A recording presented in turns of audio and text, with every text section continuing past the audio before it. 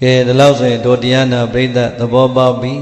လောကကြီးမှာမြင်ရကြားရတွေ့ရခဲ့တဲ့ပုဂ္ဂိုလ်2ယောက်တဲ့နံပါတ်1ပုဂ္ဂိုလ်ကမိမိကိုအရင်ဥဆုံးကျေးဇူးပြုခဲ့တဲ့ပုဂ္ဂိုလ်ဘယ်သူလဲအခုအားလုံးတို့ဓမ္မဆွေတော်မျိုးတော်တွေဘဝမှာကိုဖြတ်သန်းခဲ့ရတဲ့နေ့ရက်လတွေမှာပြောခဲ့တဲ့စကားတွေကိုပြန်ပြီးတော့ဆင်ခြင်ကြည့်ပညာရေးနယ်ပယ်ကပုဂ္ဂိုလ်တယောက်ကိုဟာမင်းကွာဘွဲတွေများတတိတတိုင်းရထားတာတော်လိုက်တာအဲ့ဒီဘွဲတွေရအောင်ဘလို့များမင်းကြိုးစားပြီးတော့ဘလို့များဆောင်ရွက်ခဲ့တာလဲလို့မေးပညာရေးတန်ဖိုးထားတဲ့ပုဂ္ဂိုလ်ကလည်းဘွဲတွေရထားတာဆိုဟာကျွန်တော်ဒီလိုဖြစ်တော်ဗျာကျွန်တော်ဆရာရဲ့ကျေးဇူးကျွန်တော်ကျောင်းကြီးရဲ့ကျေးဇူးနဲ့ကျွန်တော်ဗျာအဲ့ဒီလိုဖြစ်လာတာဗျာလို့ပညာရေးတန်ဖိုးထားတဲ့သူကလည်းပြိဿရဲ့သူရတဲ့ဘွဲ့ဒုဂုံတို့ဒီဂရီများကို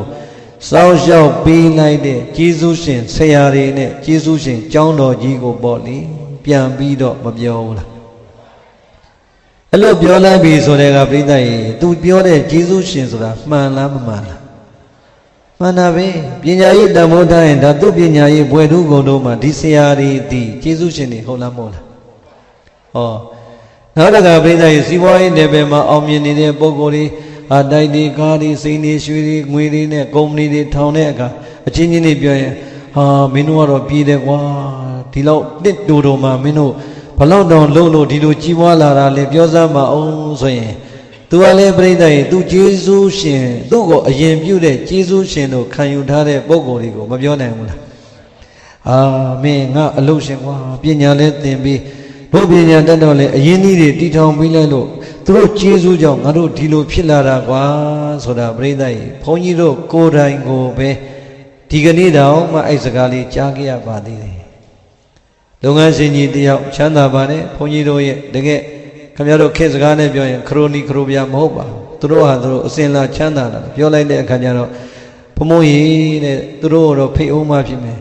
တပည့်တော်တို့နေရတက်လာတော့ပညာလဲသင်ပြီးလုပ်ငန်းမှာတွဲခေါ်ပြီးတော့နှစ်ဦးတော့ဒီနေ့တကယ်တတိတွေပါပဲသူတို့ကျေးဇူးတွေဖျား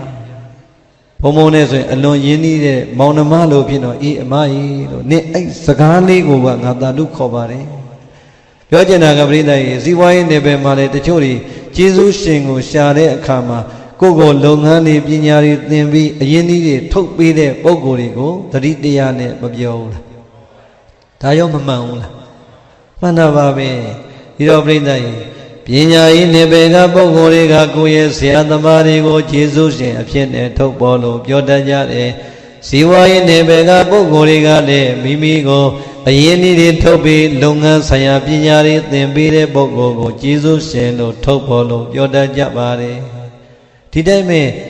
ယာတို့ဂုံသိနယ်ပယ်မှာဆိုရင်လည်းဘုန်းကြီးတို့အားတချို့ဒကာကြီးခမရအသက်ရွယ်နေဗျာဒီယာတို့ရတာခမရတော်တော်လေးကံကောင်းနေတော့ဘုံဘုံတကယ်ဆိုရင်တပည့်တော်က9နှစ်လောက်10နှစ်လောက်နေမှဒီယာတို့ရမှာဒါတပည့်တော်ရဲ့ဆရာကျေးဇူးဆရာရဲ့စောင့်ရှောက်မှုကြောင့်တပည့်တော်ဒီလိုဖြစ်လာတာဘုံဘုံရင်လို့ဘုံဘုံတို့နဲ့ရင်းနှီးတဲ့တချို့အရာရှိတွေကိုယ်တိုင်ပြောဘူးပါတယ်ဒါလည်းပဲပြိဿရဲ့သူများအတွက်တော့ကြကြင်မှကြိတ်မယ်သူ့ဘဝအတွက်ကတော့သူ့ကိုဒီအစစ်ရအောင်အရင်ကျေးဇူးပြုပေးခဲ့တဲ့ပုဂ္ဂိုလ်အဖြစ်နဲ့သူခံယူထားပြီးပြောတာဆိုတော့မှန်မလားမှန်မလားဒါလည်းမှန်တာပဲလေပြိဿရဲ့ပြောလိုတာက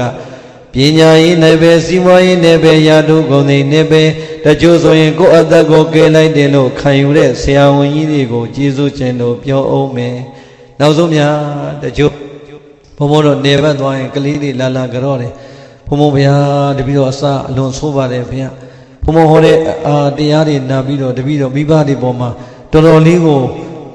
တွေးဆက်သလိုကိုတပည့်တော်ဘုရား50နှစ်စာပြန်ပြီးတော့လုံးဝပါတယ်ဘုရားအေးသာဓုခေါ်ပါတယ်အဲ့တော့သူဘာပြောလဲတပည့်တော်ဘုံကလမ်းကြောင်းမှာမော်ရောက်တာတော့ဘုံဘုံကျေးဇူးပဲဘုရားကျေးဇူးရှင်ပါဘုရားပြောပါတယ်ပြိဿရဲ့ကိုယ်ခံယူခြင်းနဲ့ကိုအရင်ကျေးဇူးပြုတဲ့ပုဂ္ဂိုလ်လို့ပြောရင်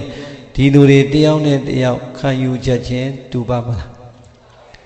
အေးပြိဿရဲ့ကောင်းပါတယ်သို့တော်လည်းပဲပြိဿရဲ့အဲ့ဒီလောကကြီးထဲမှာတွေ့လာတဲ့ပုဂ္ဂိုလ်တွေပေါ်မှာကိုယ့်ရဲ့ကျေးဇူးရှင်အဖြစ်သူတော်ကောင်းစိတ်နဲ့တိတတ်တာလည်းကောင်းပါတယ်သာဓုလည်းခေါ်ပါတယ်သို့တော်ပြိဿရဲ့ တော်တော်များများရဲ့နှုတ်ဖျားမှာပျောက်နေတာကအဲ့ဒီယေရှုရှင်နေနဲ့တွေ့ဖို့ရန်အတွက်လောကကြီးအလယ်မှာလူဘဝတစ်ခုကိုရဖို့ငွေပေးခဲ့တဲ့အိမ်ကအမေနဲ့ဒီအမေနဲ့ဘဝကိုတခါတည်းလက်တွဲပြီးတော့ကိုယ့်ကိုကျွေးမွေးစောင့်ရှောက်ခဲ့တဲ့အဖေကိုကြတော့အရင်ဦးဆုံးယေရှုရှိတဲ့ပြုခဲ့တဲ့ပုဂ္ဂိုလ်လို့တော်တော်များများသားသမီးတွေဖော်ပြောတာများလားဖော်မပြောတာများလားပြိဿအမှန်တမ်းပြောကြည့်ကိုယ်တိုင်ရောဘယ်လိုမျိုးပြောတာများလဲဖော်မပြောတာများတယ်သို့တော်ပြိဿအပြင်ကယေရှုရှင်တွေကြတော့ဖော်မပြောဘူးလားမမေးဘဲနဲ့ကိုပြောနေတဲ့လူတွေအများကြီးအဲ့တော့ဘုံဘုံပြောချင်တာကဩပြောတာကတော့ထားလိုက်ဖို့သို့တော်ပြိဿလက်တွေ့ဘဝမှာကြီးလိုက်ပြန်တော့လေမြန်မာတို့ဗုဒ္ဓဘာသာတို့ရဲ့ထုံးစံတိုင်းသတင်းကြွပြီးအာရမမွေနိစ္စမြန်မာနိစ္စတည်းရောက်ပြီဆိုတော့ထုံးစံတိုင်းကြောတာတွေပါလေမလုပ်ဘူးလားကြောပြီဆိုတော့လေပြိဿရေတကားနဲ့ချင်းကြီးချင်းငယ်နဲ့တချို့တလုံးနဲ့မရဘူးတို့ဆရာအညာနှမ်းစီမှကြိုက်တာပုံကြီးပုံငယ်နဲ့ဟုတ်လား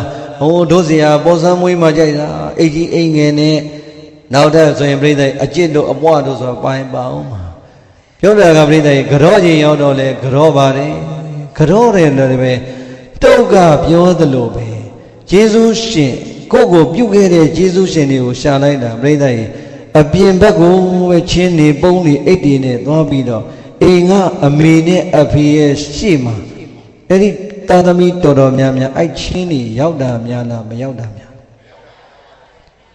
မရောက်ရုံနဲ့မဟုတ်ဘူးနော်တချို့သားသမီးအမေချင်းလေးသွားလှုပ်ထားပြီးနော်ညနေဆရာကြီးသွားကြောမှာဒီနေ့ကြီးကြီးလေးဘလက်လေး red လေးနဲ့ပေါ့ဟလားအမေရပြိဿရေအရွယ်နဲ့မလိုက်အောင်တခါတဲ့သားသမီးကသွားကြောဖို့တော့ချင်းချင်းချင်းငယ်ပြင်ပေးရတာလည်းရှိသေးတယ်အမေနဲ့အဖေကတော့ချင်းထမ်းတင်ပေးလျာအိတ်မပေးလျာပုံဆွဲတင်လျာနေတာပြီးသွားတယ်တရင်ကြော့ဓမ္မမို့နှစ်စန်းတရက်တာကြောပြီးတော့ရက်တွေသာကုံသွားတယ်အမေနဲ့အဖေကလစ်မို့တလုံးတော်မရတဲ့မိဘတွေတော့မရှိဘူးလားဟောနှုတ်ကပြောသလိုပဲလက်တွေ့ဘဝမှာလည်းပဲအမေနဲ့အဖေရဲ့ဘဝကတအိမ်နဲ့အတူတူနေရပြီးတော့ပြိဿရေ3နဲ့4လိုပဲ3နဲ့4ကပြိဿရေနီးနီးလေးလားအဝေးလားသို့တော့ရေးကြည့်ပြိဿရေမျက်နှာချင်းဆိုင်လားကြော်ရင်က3နဲ့4လိုပဲပြိဿရေတအိမ်နဲ့အတူနေပေမဲ့နီးရနဲ့ဝေးနေကြတဲ့မိဘနဲ့သားသမီးဘဝတွေတော်တော်များများမရှိဘူးလားရှိတယ်ဘုန်းကြီးလည်းစဉ်းစားကြည့်တယ်မသိတာတော့မဟုတ်ဘူးဒီကလေးတွေဘယ်လိုဖြစ်လဲ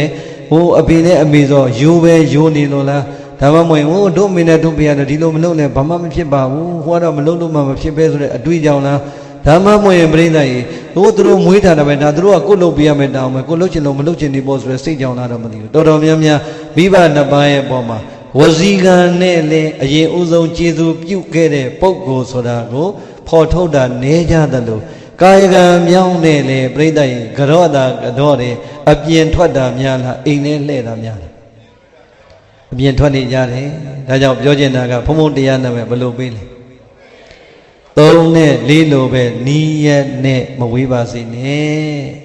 ဟောဒီသားသမီးတွေထဲမှာမိဘနှစ်ပါးတတ်ရှိထင်ရှားရှိတဲ့သားသမီးတွေလည်းအများကြီးပါလိမ့်မယ်ဘုန်းကြီးတို့လိုပဲအဖေသေးအမေကျန်တချို့ဆိုရင်အမေသေးအဖေကျန်နေရောမပါနိုင်ဘူးလားတချို့ကံမကောင်းအကြောင်းမလားလို့မိဘနဲ့အစောကြီးသေခွဲခွဲရတဲ့အတွက်ဓာတ်ပုံပဲကြံတဲ့သားသမီးတွေတချို့ဓာတ်ပုံတော်မကြံခဲ့တဲ့သားသမီးမျိုးအထီတော်မရှိနိုင်ဘူးလားဟောဒါဆိုရင်ပြိဿရေပြောချင်တာကဘလောက်ပဲလောကကြီးအလယ်မှာကျေးဇူးရှင်လို့သတ်မှတ်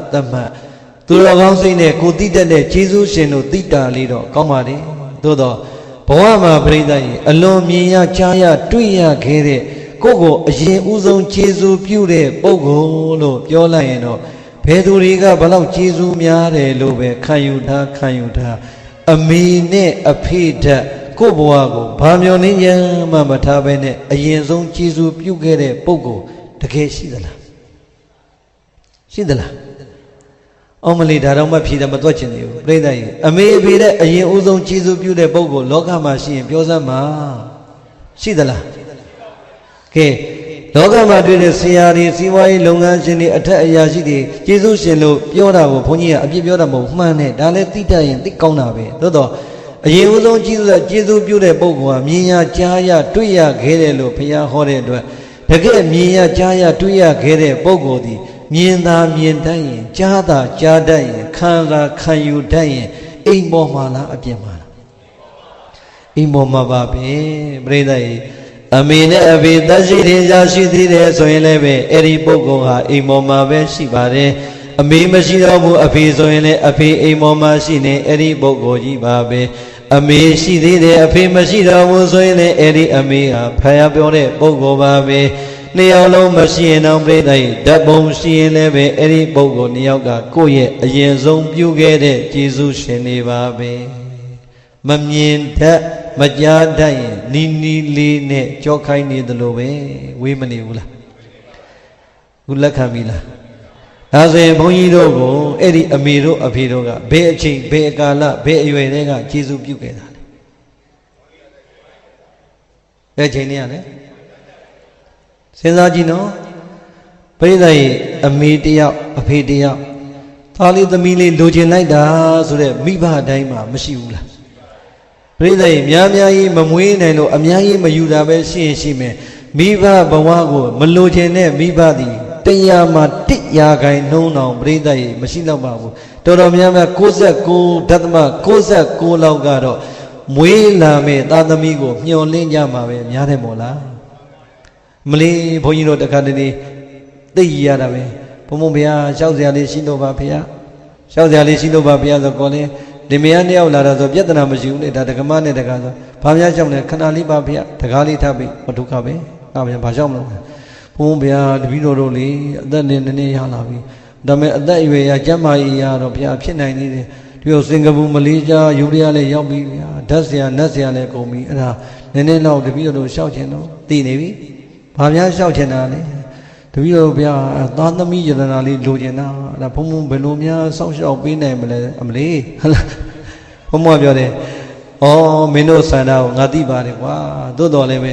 ငါကဓာတ်ဖိုးကြီးနတ်ဖိုးကြီးလည်းမဟုတ်ဘူးအုံဖွားဆရာတော်လည်းမဟုတ်တော့ငါကတော့လို့ကုသိုလ်တစ်ခုကိုပြုတယ်အဲ့ဒီကုသိုလ်အနည်းဆုံးထားပြီးသစ္စာဆိုတယ်အဲ့ဒီသစ္စာစကားနဲ့ပဲငါကတော့ဒီလိုမျိုးလှုပ်ပေးတယ်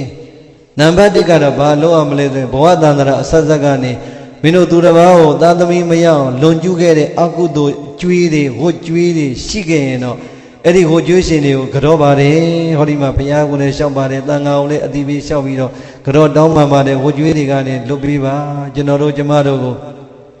ဗုဒ္ဓဘာသာဝင်သားယရဏသမီးယရဏလေးမြန်လေးရခွင့်ပေးပါလို့မင်းတို့ကြောလိုက်တောင်းပန်လိုက်ပြီးရင်ဘုရားပန်လေးဒီကြံကပြီးရင်အဲ့ဒီကုသိုလ်သစ္စာဆိုကွာအဲ့လိုလေးခိုင်းရတော့ပြိဿရဲ့ဆိုတော့မဆိုဘူးသူတို့ကံပဲကိုကလည်းပဲဒီသစ္စာနဲ့ဘုရားပဲအာယုံပြုတာဆိုတော့ရသွားတယ်3-4ယောက်အဲ့တည်းရလေနေတိုင်းမဟုတ်တဲ့တည်းရနာမည်ကြီးနေတယောက်ပြီးတယောက်လာပြန်ပြီရတော့ပြိဿရဲ့လာပြီဆိုရသိတယ်ကဲမထူငါဟာငါစမိတာတော့ငါဇလန်ဆုံးအောင်ကယုံရှိတာပဲလို့ပြီးပြောချင်တာကတကယ်များမိဘနှစ်ပါးကလေးလိုချင်တာပြီဆိုရင်အဲ့ဒီမိဘနှစ်ပါးရဲ့ဘဝမှာဒါကြီးကိုကခံစားစရာကြီးတစ်ခုဖြစ်မနေဘူးလားအေးပြောချင်တာကလောကကြီးမှာရှိနေတဲ့အမေအဖေလောင်းအားလုံးသည်ယရနာလို့ခေါ်တဲ့ဟောဒီသားသမီးကိုလိုချင်ကြတာများပါတယ်မလိုချင်တဲ့လူအလွန်မနေဘူးလားအဲ့တော့ကြည်ကိုယ်ကလည်းမျောလင်းနေတဲ့အချိန်ရင်သွေးလေးဟောဒီမိမိရဲ့ဝမ်းကြတိုင်းမှာရောက်လာပြီဆိုတဲ့အခါခမရတို့တော့ပိုသိတာပေါ့ကျုပ်ကတော့စာဖတ်ပြီးပြောရတာကဲအမေမိခင်လောင်းတယောက်ဟာပြိဿရဲ့ကိုယ်ရလာတဲ့လက္ခဏာရှိပြီဆိုရင်သေချာဖို့ရအတွက်ဆင်အောင်စီမသွားဘူးလားသွားပြီဆိုတဲ့ပြိဿဒီကိစ္စနဲ့သွားပြီဆိုတဲ့လင်မယားတယောက်လုံးသွားမယ်ထင်တာတယောက်တည်းသွားမယ်ထင်တာထောက်ခံတယ်ဒါသူတို့သိတယ်အဲ့ဒါပြိဿနှစ်ယောက်သွားမယ်ဆိုကြပါစို့ဗျာချစ်တို့ကိုချင်းစာကြည့်ဘုန်းကြီးကခံစားကြည့်တာနော်အဖေကလည်းပါသွားမယ်အမေကလည်းသွားမယ်အဖေကလည်းအမျိုးသမီးဆရာအောင်နဲ့မိမကိုစိတ်စိတ်တာဆိုအထဲလည်းမဝင်ရဲအပြင်လည်းမထိုင်နိုင်တခါတဲ့ကလကာကြားလေးတဲ့ခေါင်းလေးထွက်ပြီးတော့ဆရာမဘာပြောမလဲမှကြည်စံတို့အဖေတွေအမေတွေရဲ့အမူအရာဟိုဆရာမစမ်းတယ်လည်းပြီးရဟဲ့နင်ကိုရနေပြီလို့များပြောလိုက်ရင်အဲ့ဒီစကားကြားလိုက်တဲ့အမေမျက်နှာပို့ပြီးတော့လမ်းသွားမလားနွမ်းသွားမလားအမလေးပရိသတ်ရဲ့ဆရာမလက်ဒီကိုင်းတယ်လို့ဟိုဆရာမရဲ့တီချာလာလုတ်ပေါင်းတီချာစမ်းတော့ပေါင်းဟုတ်လားမှကြည်စံတို့အမေတွေမျက်နှာအဲ့တော့ဆရာမဟဲ့သိကြပါတယ်ဟဲ့ဒါငါပိုင်နဲ့ပညာပါငါသိကြပါတယ်ဟဲ့လည်းပြောရောပရိသတ်ရဲ့ သေချာပြီလို့သာယုံကြည်သွားလိုက်တာနဲ့အဲ့ဒီအမေရဲ့မျက်နှာဒီဆရာမကိုဆက်ကြည့်မလားကလကားကြားရခေါင်းထွက်တဲ့အဖေကိုကြည့်မလားအော်ဆိုးထောက်ခံတယ်ဘာဖြစ်လို့ကြည်ရလဲပြောကြည့်ပြီးငြိမ်ငြိမ်နေလားငြိမ်ငြိမ်နေလားဒကာကြီးပြောမှာအမနိဗ္ဗာန်ဆိုဘာမှငြိမ်တယ်ကြည့်ပြီးငြိမ်ငြိမ်နေလားကြည်ပြီးလိုက်တာနဲ့ပြိဿအမေလို့တဲ့သူရဲ့မျက်နှာကြီးကျုံပန်းကြည့်တာလေကိုရောက်ပြီတဲ့မလေးပါစကြီးပလုတ်ပလုံးနဲ့လက်မကြီးထောင်ပြီးပြောလိုက်မဲ့ပုံစံဟိုကအဖေကလည်းဗါတယ်ကိုရောက်ပါပြီဆိုတဲ့နဲ့ပြိဿသိလိုက်တာနဲ့အဲ့ဒီအဖေဒကာကြီးတွေခင်ဗျားတို့မလိန်နဲ့ငြိမ်ငြိမ်နေလို့ရတာဒကာတဲ့ကလကာကြားတဲ့နဲ့လူမသိဘူးဟောကိုကြီးဖိပြီးတော့မယ်ဟုတ်လားဒကာကြီးအဲ့လိုပဲမဟုတ်လားဟောကောင်းကြီးနေအဲ့ပြောချင်တာကြီးစမ်းအဲ့ဒီအချိန်တွေကဘုန်းကြီးတို့အမေနဲ့အဖေဘာမှမသိသေးဘူးပြိဿရေဆရာဝန်ကကိုယ်ရပြီဆိုတဲ့စကလုံးလေးကိုကြည့်ပြီးတော့မမြင်ရသေးတဲ့ဒီရင်သွေးအတွက်အစောကြီးတွေကအမေရဲ့ပြေဝတဲ့မေတ္တာတွေအဖေရဲ့ကြီးမားတဲ့မေတ္တာတွေနဲ့စတင်ပြီးတော့ကျေးဇူးတွေမပြုခဲ့ဘူးလားပြုခဲ့တာပေါ့အမေတို့အဖေတို့ရဲ့ဒုတဲ့ကြီးမားတဲ့ဖော်မပြနိုင်တဲ့အဲ့ဒီမေတ္တာတွေဒါမရှိဒီကွန်ယူခြင်းနဲ့ရတယ်မယူခြင်းနဲ့မရဘူးလားရတယ်ဒီတော်ပြိဿကြီးအဲ့ဒီအချိန်တွေကတော့ဖြူစင်နဲ့ကြီးမားတဲ့မေတ္တာတရားတွေမထားခင်ဘုန်းကြီးတို့လူဘွားရောက်ပါမှာကြည့်နော်အဲ့ဒီအချိန်ကာလသည်ကလလရေကြီးတီးပြီးသားရက်ပိုင်းလပိုင်းဆိုရင်ပြိဿကြီးဒီကလလရေကြီးလေးဟာအသွေးပြစ်ပြစ်လေးအဆင့်မဲ့ရှိအောင်မဲ့အသားတုံးလေးတောင်ဖြစ်ပြီလားဟာခြေလက်အင်္ဂါဆိုတာဝီပြိဿကြီးကလလရေကြီးလေးတစ်စိမ့်ပြီးတစ်နှစ်အသွေးလေးကနေမှအသားတုံးလေးကနေတစ်ဖြည်းတစ်ဖြည်းနဲ့ကြီးရင်လာတဲ့ကွန်မှာအသွေးလေးပြစ်ခါစားရက်သားလသားတောင်မရှိသေးတဲ့ကာလလေးတွေကဖြူမန်းမင်းမမသိဘူးအယောက်ျားလေးလားမိန်းကလေးလားမသိဘူးခြေလက်အင်္ဂါစုံမစုံမသိဘူးအဲ့ဒီအချိန်တွေကဘုန်းကြီးတို့ပေါ်မှာတကယ့်ကြီးမားတဲ့ဖြူစင်တဲ့မေတ္တာတရားများနဲ့ဘယ်သူမှမပေးနိုင်တဲ့အရာတွေကိုမပေးခဲ့ဘူးပေးခဲ့တယ်ဒီတော့ကျန်တာတွေလောကကြီးထဲမှာမိဘနဲ့အစဉ်ပြေတာတွေမပြေတာတွေမစင်စားနဲ့အဲ့ဒီအချိန်တွေကသာဘုံဘုံပြောဆိုပဲဒီကွန်ကိုဟာမလို့သေးဘူးကွာဘဝထဲမှာစောနေလှုပ်ထားတွေကအများကြီးကျန်သေးတယ်ဖြတ်ချဆိုရင်မရဘူးလားသို့တော်ပြိဿမျောလင်းနေတဲ့အဖေတို့အမေတို့ကယူရစွာနဲ့ပဲမွေးပေးလာလိုက်တာဘုန်းကြီးတို့ဘဝလောကကြီးအဲ့လေလူဘဝမရောက်လာဘူးပြောချင်တာကြားထဲမှာအများကြီးကျန်သေးတယ်ကိုယ်ဆောင်တဲ့ကာလတွေအမေတွေဘလောက်အထိအသက်ကိုတခါတဲ့ဖတ်နဲ့ထုတ်ထားလဲဆိုတာဒကမာကြီးတွေကိုယ်တိုင်သိနေတော့ဒါဘုန်းကြီးကဒီလောက်ပြောစရာလိုသေးလားမလိုတော့ဘူးပြောချင်တာကအမေတို့အဖေတို့စီကနေကြီးမားတဲ့မေတ္တာတရားများနဲ့ပြုခဲ့တဲ့ခြေစွတရားသည်ကလလရေကြီးသွေးပစ်ကလေးအချိန်ကလေးကဘုန်းကြီးတို့ရခဲ့တာဒါကြောင့်ဒီတဲ့စောတဲ့ကျေးဇူးပြုတဲ့ပုဂ္ဂိုလ်လောကမှာရှာလို့ရမှာလားမရဘူးဒါကြောင့်ပရိသတ်ရေဟောဒီလောကကြီးအလဲမှာအမေနဲ့အဖေကအမေကမွေးလို့အဖေကကျွေးတယ်နှုတ်ကြိုတွေတိုက်ရွေယူရမှုတွေပြီးပြီးတော့မှလူလားမြောက်လောက်လာတဲ့အချိန်တပြေးတပြေးနဲ့မှကျောင်းကြီးအရွယ်စမှအပြင်ကလူတွေနဲ့ထိတွေ့ပြီးတော့ဆရာဆိုတာပေါ်လာတယ်ဖရာတရားတန်ခါယရဏမြတ်သုံးပါးဆိုတာသိလာတယ်ဟုတ်တယ်မဟုတ်လားဖရာတရားတန်ခါယရဏမြတ်သုံးပါးနဲ့ဆရာသမားနဲ့ဆိုတာကတကယ်ကြီးကျယ်မြင့်မြတ်တာမှန်တယ်သို့တော့အမေအဖေကအရင်တွေ့တာလားဒီယရဏမြတ်သုံးပါးနဲ့ဆရာကအရင်တွေ့တာလားဒါပဲပေါ့ဒီတော့လောကကြီးအလယ်မှာတဆင်ပြီးတဆင်ပြောင်းလဲလာတဲ့ကိုယ်ဘဝရဲ့ဖြစ်စဉ်ကိုအမေဝမ်းကြတိုက်ကလလရေကြီးတီစားကနေစပြီးတော့ဖြတ်တန်းလာတာလေးတွေးရင်များဘလောက်စွာလို့ဘလောက်တော်ကျော်တော်တွေတော်တော်များများသားသမီးတွေဘွဲမရမချင်းတော့အမေရဲ့အရေးအဖေရဲ့အရေးအောက်မှာပဲဘဝကိုမကြိုးစားခဲ့ရအောင်လားတချို့ကတော့ပြောတာပေါ့အရှင်ဘုရားရဲ့အဲ့လိုအဖေမေမုန်းတာတွေရှိသေးတယ်နော်တော်ရန်လျှောက်ဟောမနေနဲ့ဘာမှလည်းမသိပဲနဲ့ဟုတ်လားပြောချင်တာကပြိဿရှိနိုင်ပါတယ်သို့တော်ပြိဿကြည့်လောကကြီးမှာ69ရာခိုင်နှုန်းလောက်သောမိဘများသည်အဲ့ဒီလိုသာသမီပေါ်မှာကြီးမားတဲ့မေတ္တာတွေနဲ့ရှိခဲ့လားမရှိခဲ့လားဝမ်းပါစင်လောက်ရှိတဲ့မိဘနှစ်ပါးတွေပါပါတယ်သို့တော်ပြိဿကြီး69ရာခိုင်နှုန်းကဒီလိုမဟုတ်ဘူးဆိုရင်အဲ့ဝမ်းပါစင်ဖြစ်တဲ့နည်းနည်းလေးတော့မိဘကြားထဲမှာကိုမိဘဖြစ်လာပြီဆိုတဲ့ကကိုယ့်ရဲ့တန်တရာတစ်လျှောက်လုံးပြုခဲ့တဲ့အကုသိုလ်ကံတွေဟာ မိဘနဲ့ပတ်သက်လို့ဘလောက်တောင်ကြီးမားခဲ့တယ်ဆိုတာကိုနောင်တနဲ့ခံယူပြီးရင်နောင်ဘဝတန်တရာနိဗ္ဗာန်မရမချင်းဖြစ်ရမယ်ဘဝတိုင်းမှာဒီလိုမျိုးမဖြစ်ဖို့ဒီဘဝမှာကြိုးစားရင်မရဘူးလားရတယ်ဒါလည်းအဖေအမေပြစ်လာကိုယ့်ရဲ့ကံလားကိုယ်ကံပဲနော်69ကဒီလိုမဟုတ်ဘူးဒီ100ရာက100ရာခိုင်နှုန်းလေးထဲမှာကိုပါတယ်ဆိုတဲ့ကကိုယ်ကံပဲလို့ခံယူလိုက်ရင်မိဘပေါ်မှာအကောင်းမြင်ဝါဒမပေါ်နိုင်ဘူးလားပေါ်နိုင်တယ်ဒါကြောင့်အလုံးသောတို့ဓမ္မဆွေတော်မျိုးတော်လေးလောကကြီးမှာမြင်ရခဲ့ကြားရခဲ့တွေ့ရခဲ့တဲ့ပုဂ္ဂိုလ်ဆိုတာကိုယ့်ကိုအရင်ဦးဆုံးကျေးဇူးပြုတဲ့ပုဂ္ဂိုလ်လို့မြတ်စွာဘုရားဟောတော်မူလိုက်တဲ့အတွက်ကြောင့်လောကကြီးအလယ်မှာတွေ့ရတဲ့ဆရာသမားတွေလုပ်ငန်းရှင်တွေယာတုဂုဏ်သိကြီးတဲ့ပုဂ္ဂိုလ်တွေအသက်သခင်ကျေးဇူးရှင်တွေဆရာတော်ဘုရားတွေလို့ခံယူရလဲပဲသူတော်ကောင်းရဲ့အလုတ်ခုံလဲဟုတ်ပါတယ်သို့တော့တကယ်စာပြီးတော့တွေ့ခဲ့တာကဘယ်သူနဲ့ဘယ်သူမိဘနှစ်ပါးပါပဲဒီတက်အရင်ဦးဆုံးကြားတဲ့ပုဂ္ဂိုလ်ရှိသေးလားဒါကြောင့်ဘုန်းကြီးတို့ကျေးဇူးရှင်တပြေကံဆရာဘုရားကြီးဆိုတာဘုန်းကြီးတို့ရဲ့စာပေနေမှာစာပေတက်ကြွနာရောအကျင့်သီလာရောအလွန်ထင်ရှားပါတယ်ဆရာဘုရားကြီးကအဲ့ဒီဒေသနာနဲ့အညီဂါထာလေးတစ်ပုဒ်ဆက်ထားတာရှိတယ်သာရဟောနှလုံးပြောပြောင်းသူတော်ကောင်းတို့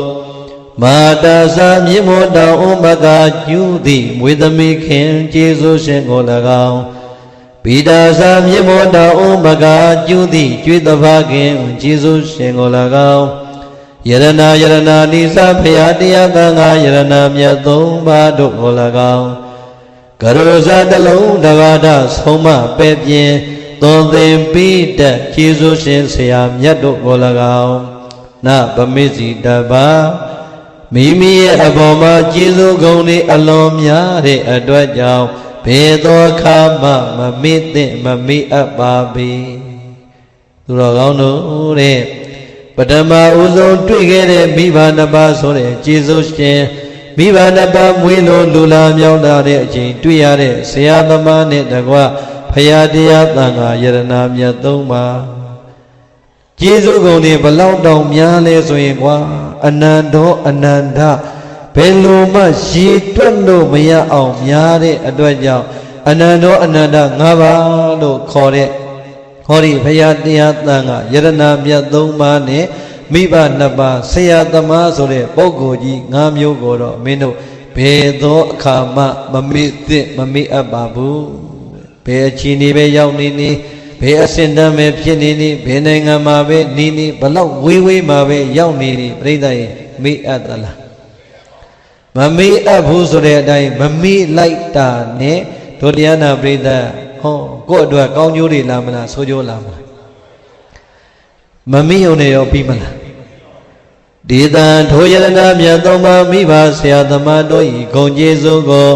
ပိသောပကာရယမိမိပေါ်မှာတင်ရှိနေတဲ့ကျေးဇူးဂုဏ်တွေကိုအတုတ်တဖန်ပြန်လည်ပြီးဆက်ဖို့ရန်ဒုမေသင်သူတော်ကောင်းအပေါင်းတို့သည်ပူဇဏံပစ္စည်းနဲ့ပူဇော်ခြင်းဓမ္မနဲ့ပူဇော်ခြင်းလို့ခေါ်တဲ့ပူဇော်ခြင်းကိုတတနိတိုင်းညတိုင်းအချိန်တိုင်းမှာကာတပံကာတပမိဝကောင်းစွာမသွေပြုအပ်ပါပေတော့တည်း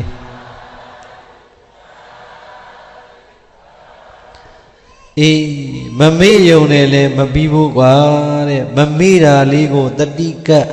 ရှိနေတဲ့ကျေးဇူးအကျွေးတွေကိုပြန်လဲကြည်အောင်အဲ့ဒီယန္တာမြတ်သုံးပါးမိဘဆရာသမားလို့ခေါ်တဲ့အနန္တောအနန္တ၅ပါးကိုလေမင်းတို့အချိန်တိုင်းနဲ့ပစ္စည်းနဲ့လည်းပြီးဆက်ပါဓမ္မနဲ့လည်းပြီးဆက်ပါဟောပစ္စည်းနဲ့လည်းဓမ္မနဲ့လည်းဒါဆိုရင်ပြိဿခွဲလိုက်ပစ္စည်းက 50% ဓမ္မက 50% ဆိုတော့ဘယ်လောက်ဖြစ်သွား100% ပြည့်ဖို့ဆိုရင်ဘာနဲ့ပြီးဆက်မယ်ပစ္စည်းနဲ့ရောဓမ္မနဲ့ရောအဲ့ဒါဆိုရင်ကြည့်လိုက်မြတ်စွာဘုရားဒုတိယမြင်ရခဲ့တဲ့ပုဂ္ဂိုလ်ဟောလိုက်တော့ရှင်သာခြင်းသမီးတို့ဟောဒီလောကကြီးထဲမှာမိမိပေါ်မှာသူတစ်ပါးကပြုတဲ့ကျေးဇူးကိုသိလဲသိတယ်သိတဲ့အတိုင်းလဲပြန်လဲပေးဆက်တဲ့ပုဂ္ဂိုလ်ဆိုတာလဲပဲ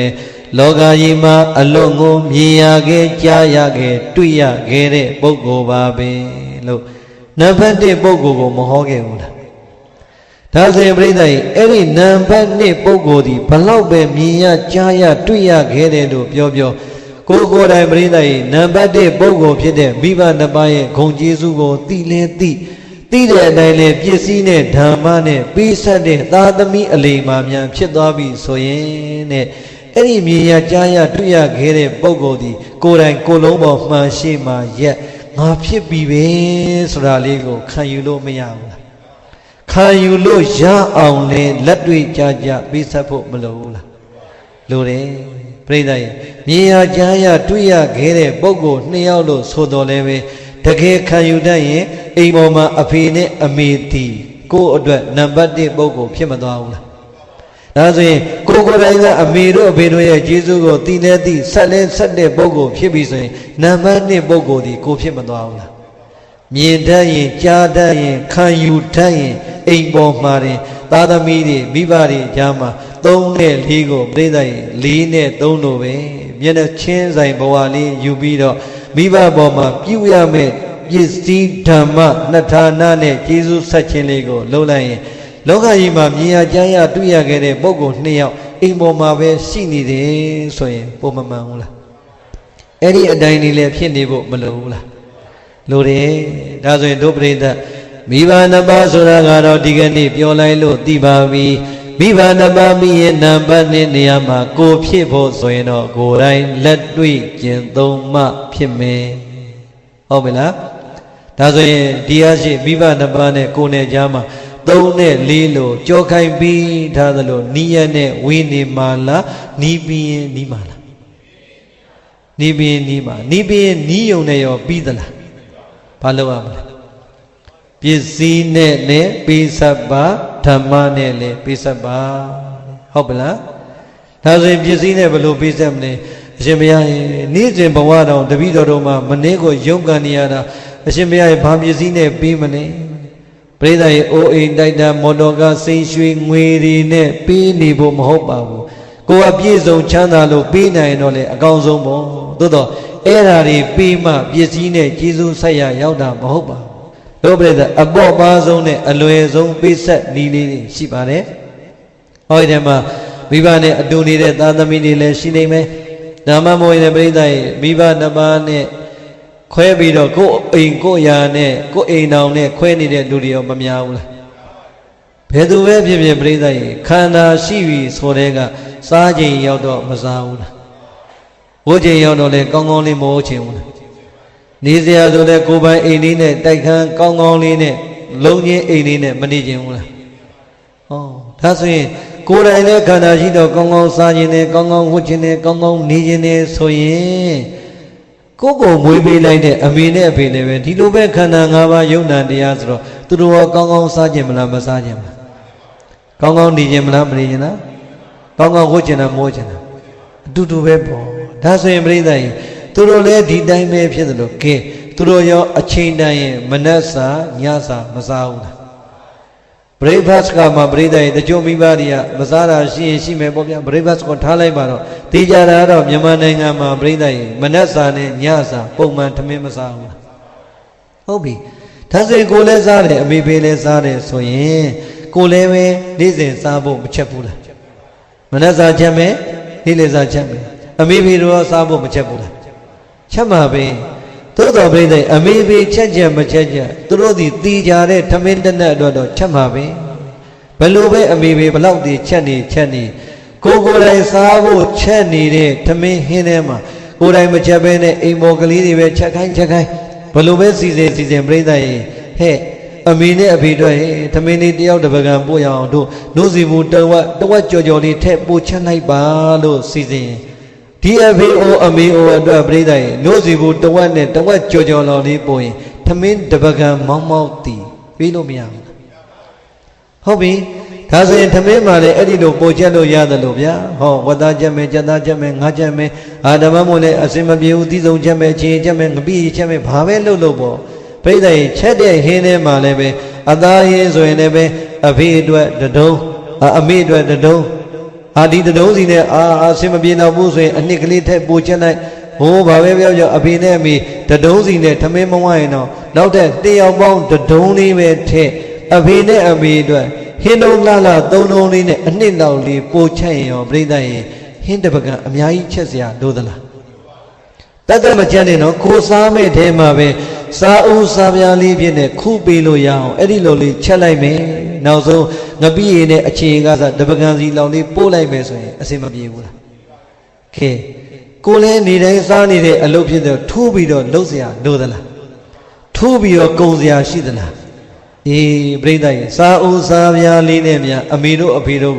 ကိုချက်တဲ့ထမင်းကိုချက်တဲ့ဟင်းတွေကနေအမေအတွက်အဖေအတွက်ထမင်းလေးတပကံစီဟာဟင်းလေးကနှစ်ယောက်ပေါင်းတပကံအချင်းငပိလေးနဲ့များပြိဿရဲ့မှန်မှန်လေးပြီးဆက်ဖြစ်မယ်ဆိုရင်တဲ့စိတ်နေရွှေတွေငွေတွေတိုက်တည်တဲ့သားသမီးကတိတက်တဲ့မေတ္တာတရားကိုကျေးဇူးတရားတွေကိုတန်ဖိုးထားတဲ့စိတ်လေးနဲ့ပို့တဲ့အဲ့ဒီထမင်းနဲ့ဟင်းကိုအမေနဲ့အဖေတရားမင်းကလာပြီးတော့နတ်သုဒ္ဓနဲ့လဲစမ်းပါဗျာဆိုရင်တော့လဲပါမလားဘယ်လဲမလဲပရိသတ်ငါတို့ရဲ့ကျေးဇူးတွေသားတွေကတိလိုက်တာသမီးကတိလိုက်တာဆိုတဲ့ခံယူချက်လေးကိုကနတ်သုဒ္ဓနဲ့မလဲနိုင်လောက်အောင်အမေနဲ့အဖေပြောမှာပါသို့တော့တော်တော်များများပရိသတ်ပြန်စဉ်းစားကြည့်အဲ့ဒီလိုစားဦးစားပြားလေးနဲ့ပြီးပြစ်တာများလားမပြီးပြစ်တာများလားဟောမပြီးပြစ်တာများမပြီးပြစ်ဖို့ဆိုတာလည်းပြိဿရေဝေးနေတယ်လားနီးနေတော့လားဘလောက်ဝေးပါဗျာဟိုက်တလန်းထဲမှာဟိုဘခန့်ဒီဘခန့်နေတဲ့မိဘနဲ့သားသမီးတွေအများကြီးဟိုပေါ်ထက်အောက်ထက်နဲ့နေတာလည်းအများကြီးအချိန်တိုင်းပြိဿရေတကားတဲ့ကိုသာမင်းကြီးဆက်ရည်စားနာအဖေတို့အမေတို့ဘယ်လိုများစားသလဲဆိုတော့မတွေးမဲ့သားသမီးတွေတော့မပါနိုင်ဘူးလားဩပြိဿရေစဉ်းစားကြည့်နော်မိဘရဲ့ဘဝဘလောက်မြန်ဝမ်းနေစရာကောင်းတယ်ကိုယ်တိုင်ခါတဲ့ငွေကိုယ်တိုင်ကျွေးဒီသားသမီးပညာသင်ပြီးအစစရအောက်တမကြအောင်စောင့်ရှောက်ပြီးခဲ့ပြီမဲ့သားသမီးကကိုစားနေတဲ့ဟင်းကောင်းကောင်းလေးတောင်မှအမေချက်ကျွေးတဲ့အမေလက်နဲ့ချက်ခဲ့တဲ့ဟင်းပေါင်းများစွာတခါတည်းဘိုက်ကားအောင်စားခဲ့တာတနက်လေးတောင်စားဦးစားပြမပို့နိုင်လောက်အောင်အထီးသုံးတဲ့လေးလို့ဖြစ်နေတယ်ဆိုတာကတော့ဘလောက်ပဲအကြောင်းတွေပြမှန်တယ်ပြောမလားမှားတယ်ပြောမလားစဉ်းစားကြည့်ဗုဒ္ဓဘာသာတွေဖြစ်တဲ့အတွက်အိမ်မှာဆွမ်းခံကြွတဲ့တန်ခါမရှိဘူးလားကြည့်နော်ဆွမ်းခံကြွတဲ့တန်ခါဆွေမျိုးမတော်တဲ့လူတွေများပါတယ်ဟုတ်လားဟောဒီထဲမှာပြိဿကြီးတေလောင်များနဲ့ဘုန်းကြီးနဲ့အမျိုးရင်တယောက်မှမပါဘူးပါတော့ပါတယ်ဒီမှာကျုပ်တူ၃ပါးရှိတယ်ဟုတ်လားတောင်းသားနှစ်ယောက်နဲ့ဒါပြိဿထဲမှာမပါဘူးကဲပြောချင်တာကတန်ခါတွေကိုဒုပြိဿဆွေမျိုးလည်းမတော်ဘူးဘယ်မျိုးကလာမှန်းလည်းမသိဘူးဓမ္မကြီးကိုရင်တို့ဘယ်ကြောင်းတိုက်ကပါဥစဉ်တို့ဘယ်ကြောင်းတိုက်ကပါဆောင်းငံကြွခြင်းတို့ပါလို့ပြောကိုကလည်းယုံကြည်ဒီကြောင်းတိုက်ကဟုတ်တယ်ဆိုရင်ပြိဿကြီးဆုံးခံပင့်ထားတာမရှိဘူးလားဆုံးခံပင့်ထားတဲ့တန်ခါနော်ဘုန်းကြီးဆိုရင်ရွှေဘုံသာလမ်းမှာဆုံးခံတယ်တခါတည်းမိုးရွာတဲ့နေ့ဆိုရင်ဟာအဲ့အဖွားတယောက်ကလေးထပ်မှာဘုံဘုံလေဘာမှမပြောတော့ရှင်မရဘယ်မှကြွမနေဒီမှာပဲဖုံးပေးလိုက်ဒါကြသူ့အိမ်ပေါ်မှာဖုံးတပိတ်တည်းပါတယ်ဟိုသူများအိမ်ရရတဲ့ဟင်းလေးတစ်ခွက်နှစ်ခွက်လေးထက်အကုန်လုံးသူ့အိမ်မှာရှိတဲ့ဟင်းလေးနဲ့အကုန်လုံးကတ်လိုက်တာပြောချင်တာကဆွေမျိုးတို့ဖြစ်သွားရင်ဆွမ်းခံကြွတဲ့တန်ဃာကိုယ်တော်မှရက်ရက်ရောရောနဲ့ထမင်းဟင်းအပြည့်လောင်းနိုင်သေးတာပဲပြိဿရေကိုယ့်အပေါ်မှာမွေးကျေးဇူးကနေကြွေးကျေးဇူးပေါင်းများစွာကြီးတဲ့ဒီအမေနဲ့ဒီအဖေကိုတန်ဃာတစ်ပါးလို့တန်ဃာနှစ်ပါးလို့ပဲခံယူထားရင်တော့ကျန်တဲ့အဖေနဲ့အမေနဲ့အပြောအစင်မပြေတာဒီအနေအစင်မပြေဘာမှတွေးမနေနဲ့တန်ဃာကိုတော့အဲ့ဒါလို့ထားရင်မြတ်စွာဘုရားဟောတဲ့မိဘဂုဏ်ထဲမှာဟောဒီသားသမီးတွေကအလူကိုလည်းပဲမိဘနှစ်ပါးကတန်ဃာလို့အလူခံထိုက်တဲ့ဂုဏ်နဲ့ပြည့်စုံတယ်လို့ဘုရားကိုယ်တိုင်ဟောပြီးသားကဲပရိသတ်အဲ့ဒါလောက်ဟောရင်သဘောပေါက်ပြီလားပြီးတော့တန်ဃာကိုတော်စားဦးစားပြားကိုစောင့်ပြီးတော့လောင်းနိုင်တဲ့တရားကောင်းနေရင်ကို့အမေပဲကို့အဖေပဲတို့တွေတိုက်ခဲ့တာအသွေးသားတွေနဲ့ချစ်ခဲ့တာစောင့်ရှောက်ပေးခဲ့တာတွေနဲ့ပြန်ပြီးတော့အာယုံပြုရင်စားဦးစားပြားလေးဟာအဖေနဲ့အမေတည်ခွဲတဲ့နေ့ဓမ္မမို့ရင်တည်ခြင်းတရားဒီဘသူအရင်တည်မယ်မှာမသိတဲ့အတွက်ကြောင့်ကိုကအရင်တည်တဲ့နေ့ဘယ်အချိန်တည်ပြိဿရေအဲ့ဒါလေးဒီကံဤဆဲဆဲမှာအမတ်တရအာယုံပြုကျင့်တ်ဆရာလေးတော့ဖြစ်မသွားဘူးလားအဲ့လိုလေးဖြစ်အောင်စဉ်းစားပါဘုန်းကြီးတို့ဆိုရင်ပြိဿရေအိန္ဒိယမှာကြောင်းတက်တော့အကုန်ချက်တက်တယ်အခုတော့ဗျာခင်ဗျားတို့မြန်မာနိုင်ငံအသုံးတော့ဆရာတော်ပေါ့ဆရာတော်ဆိုတော့ခတ္တိတီပေါ့ဘာမှမလုပ်ရတော့ဆုံးဝဲအချိန်တိုင်းရင်သွားဟိုရောက်ရင်ကိုငေါက်ချင်ငေါက်လိုက်သေးတယ်သို့တော်ပြိဿရေသူများကတ်တာချက်တာကိုဖုံးပေးပြီဘယ်တော့မှအမတ်တမဲ့မဖုံးပေးဘူး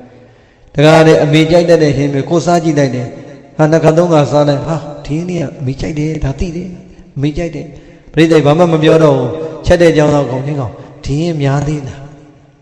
များပါတယ်ဘုရားဆရာတော်ငါဘူးလေးနဲ့ထည့်ပေးပါကွာ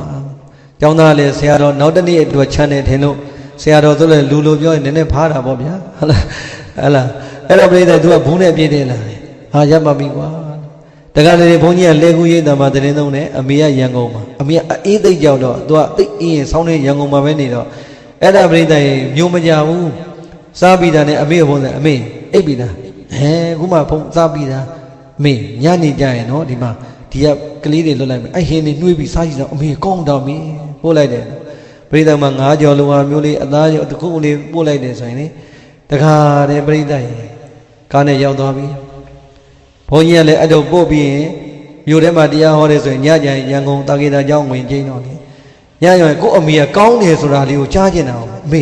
10 နာရီလောက်ထုံးလေအမေသေးလားလို့အိပ်ပဲလာမယ်ဆိုတော့စောင့်နေရပေါ့မအိပ်နိုင်ရှာဘူးပြိတ္တိကျောင်းတက်ကဂျောင်းဆိုတဲ့အတောင်သူမကြားမချင်းဘယ်တော့မှမအိပ်ဘူးအဲ့တော့ဟောအမေသေးမေမနေ့ကဟင်းနေကောင်းတာနော်အမေနော်အေးဟုတ်ပါကောင်းတာနော်အဲ့ဘယ်သူချက်အမေကျောင်းကကလေးတွေချက်တာမဟုတ်ဟောပို့လိုက်တာလို့ပြောကောင်းလိုက်တာအမေအဲ့မေစားအောင်ပို့လိုက်တာကိုကပြိတ္တိပြီးသွားပြီအမေအတွက်ကောင်းလို့ရာလေးဆိုရင်စားပြီးအမေရေခဲတက်တာနဲ့ထည့်တာဆိုအပေါ်ရောက်တော့သင်္ကန်းလဲပြီးရေခဲတက်တာနဲ့ကြည့်ဒီဟင်းလေးသုံးမှကြောက်လို့အမေကြိုက်တယ်ဟင်းခွက်ကရှာမရအောင်ဘူးကရှာမရအမေကလည်းကွာသူ့အတွက်စားစီချင်တာကလေးတွေကျွေးလိုက်ပြီလားမသိဘူးကိုကြားရငရဲကြီးသေးတယ်အဲ့ဒါအောက်စင်အမေမနေ့ကဟင်းတွေအများကြီးအမေဘယ်မှာရောက်သွားလဲရှိပါတယ်ကြည်ကြီးမပြောရှိပါတယ်မေတိုးပါဆိုလို့ဘယ်နှမထားတာလဲမတိုးပါဘူးနှွေးတာပါလေလောက်ထိမှလားဩပြိတ္တိဟင်းကိုတဏှာကလို့မဟုတ်ဘူးကြုတ်သိတယ်သူသားကြီးကတတိယလို့ဆုံးရဟင်းတော်လက်ကူကနေပို့ပြီးတယ်ဆိုတာသူ့မှာကျင်တယ်လုံးတော့ဘာလို့တယ်မှလဲဘေးနားမှာစပွဲဘေးနားမှာညညအမီရေတောင်းရင်ရေလိုရေပလင်းရေခွက်တင်အောင်ဆိုထဲတဲ့စပွဲနားမှာပြိတ္တိအဲ့ဒါနော်ဟင်းဘူးအသာချအပေါ်နဲ့လက်ကံကွာနဲ့အုပ်ဘောနဲ့စာအုပ်နှုတ်လောက်တင်ပြီးတော့ဒီအောက်မှာတဲ့သူတို့အမြင်မှာကြောက်လို့တဲ့ပြိတ္တိကြံတဲ့လူတွေမြင်နိုင်စားမှာကြောက်လို့ဟင်းဘူးပေါ်မှာလက်သုံးမအုပ်ပြီးစာအုပ်နှုတ်လောက်ထပ်ထားတယ်သူလည်းပိုင်နေဟုတ်လားအဲ့တော့ပြောချင်တာဘာပဲပြောအဘေးဟာဒီဟင်းပေါ်မှာတဏှာကလို့တလောင်းမဟုတ်ဘူးငါသားကြီးကပို့လိုက်တာဆိုတဲ့ခံစားချက်လေးဒီအမေရင်ထဲမှာပြိတ္တိအဲ့ဒီဟင်းကောင်းကောင်းမကောင်းကောင်းငါသားကြီးပို့လိုက်တာဆိုတဲ့ခံစားချက်လေးကတော်တော်မကောင်းနိုင်ဘူးလားတကယ်ပါပဲဒါဘုံဘုံကအမေနဲ့နေတော့သိပါတယ်ဒါကြောင့်အားလုံးကိုယ့်ရဲ့အမေတွေအဖေတွေနဲ့နေရတဲ့ဘဝသည်ဘယ်လောက်ကြာမှလဲတတန်းအရာသူ့အရင်သိမယ်ဆိုရင်လည်းအများဆုံးနေရ10 15နှစ်ပေါ့သိချင်းတရားအရာဆိုရင်လည်းဘသူအရင်သိမှမသိတဲ့အချိန်မှာပြိတ္တိသိခွဲရတဲ့အချိန်မှာနောင်တမျက်ရည်မကြံမဲနဲ့ငါအမေလက်ထဲအဲ့ဒါလေးထည့်ပေးလိုက်ရတယ်အမေပါဇက်တဲ့ငါအဲ့ဒါလေးခွန်ကျွေးလိုက်ရတယ်ဆိုတဲ့အတွေးလေးဒီပြိတ္တိဝမ်းနေတဲ့အချိန်မှာပဲဝမ်းသာစရာစိတ်ကူးလေးမပေါ်နိုင်ဘူးလားအဲ့လိုလေးဖြစ်အောင်လို့ဟောတာပါပြိတ္တိ3 နဲ့ 4တွေကတော်တော်မများဘူးလားဟုတ်ပြီဒါဆိုရင်ပြိတ္တိစာအုပ်စာပြားလေးနဲ့လည်းအဲ့လိုပေးဆက်လို့ရတယ်လို့ဟိုဦးကိုဖျားလေးနဲ့ပေးဆိုင်ရောမရဘူးလားမှန်ပြောကြည့်တို့ရန်ကုန်သူတွေကအလှကြိုက်ပါတယ်စီးပွားရေးလေးအဆင်ပြေမယ်ကိုလက်ကလေးတက်မယ် promotion တွေကလည်းရအောင်မယ်ဟိုအောက်ဆိုင်အထက်ဆိုင်လေးလည်းရအောင်မယ်အဲ့တော့ပြိတ္တိအဲ့လိုလေးများအဆင်ပြေပြီဆိုရင်အမှန်တမ်းပြောကြည့်ဟိုစကားမှလေးဟိုမင်းသမီးဝိတ္တာလေးတို့သွားဝင်အောင်ဝယ်လားမဝယ်လားတစုံဝင်ပြီးနောက်ထပ်တစုံဝင်အောင်မယ်နောက်ထပ်အဆင်ပြေတစုံဝင်အောင်မယ်ကို့အတွက်ပြိတ္တိတက္ကတလေများအဆင်ပြေတစုံနဲ့3 4စုံမဝယ်ဘူးလားအမှန်တိုင်းပြောကြည့်ကို့အတွက်ဒါ3 4စုံကို3 4စုံကို latest model တွေကိုလူရက်ဝယ်နေတာကို3 4စုံဝယ်ပြီးကြတော့အမေနဲ့အဖေအတွက်တစုံပါလားမပါလားမပါသေးဘူးကံကောင်းလိုက်တာဘုန်းကြီးဖြစ်ရတယ်ဒီညမှာကံကောင်းမှန်းသိတယ်နော်ဟုတ်လေကိုလည်း52ထဲရောက်ပြီဆိုကိုလည်းပဲလူတာဆိုရင်ဒီချိန်ကြီးကောင်းနေပြီဟဲ့လားအဲ့ကြရင်ကိုလည်းပဲငုတ်တို့ကြီးအဖေနေရာအမလီကိုသားသမီးအဲ့လိုဆိုကိုလည်းဝမ်းနေတဲ့ပါအောင်ပါအမလီကံကောင်းလိုက်တာနောက်ဘဝလည်းဘုန်းကြီးပဲဖြစ်ပါစေဟဲ့လားအဲ့ဒါပရိသတ်စဉ်းစားကြည့်တယ်ကို့အတွက်3 4စုံတောင်းကြော်တဲ့အကောင်းကြီးဝယ်တာတောင်မှအမေတို့အဖေတို့အတွက်1000မပြည့်တဲ့ဝတ်စုံကိုမဝယ်ဖြစ်ဘူးဆိုတဲ့ကကိုဒီအမေနဲ့အဖေကိုဘလောက်အတီနိဗ္ဗာန်လျက်နဲ့ဝေးနေတယ်လေဆိုတာတတိထားဖို့မလိုဘူးလားလိုတယ်ပြိဿရဲ့ကြည်တက္ကသလေများပြိဿရဲ့ကိုကမေ့နေလို့ဘုံကျုပ်စည်းသွားမယ်ပေါ့ဗျာ တကားတဲ့ကွာရွေးပြီးနေတာရွေးနေတဲ့အချိန်ပါလာတဲ့အဖေကနည်းနည်းမိဘနဲ့ပတ်သက်လို့တိတက်တဲ့တငယ်ချင်းဆိုရင်ဟဲ့ဒီအယောင်လေးယောဂီအောင်လေးတော့ဖြော့ဖြော့လေးနဲ့အမေနဲ့လိုက်တယ်ဝယ်ပြီးလိုက်ပါလားလို့ညာပြောရင်တော့ပြိတ္တိသတိပေးတာတော့ပြိတ္တိထပ်ပြောဝယ်ပြစ်တာများလားမဝယ်ပြစ်တာများလားဟောဒါလည်းမဝယ်ပြစ်သေးဘူးမဝယ်ပြစ်အောင်ဆိုကိစ္စမျိုးကျုံမှန်းကြည့်တယ်ထောင်ပြရင်တော့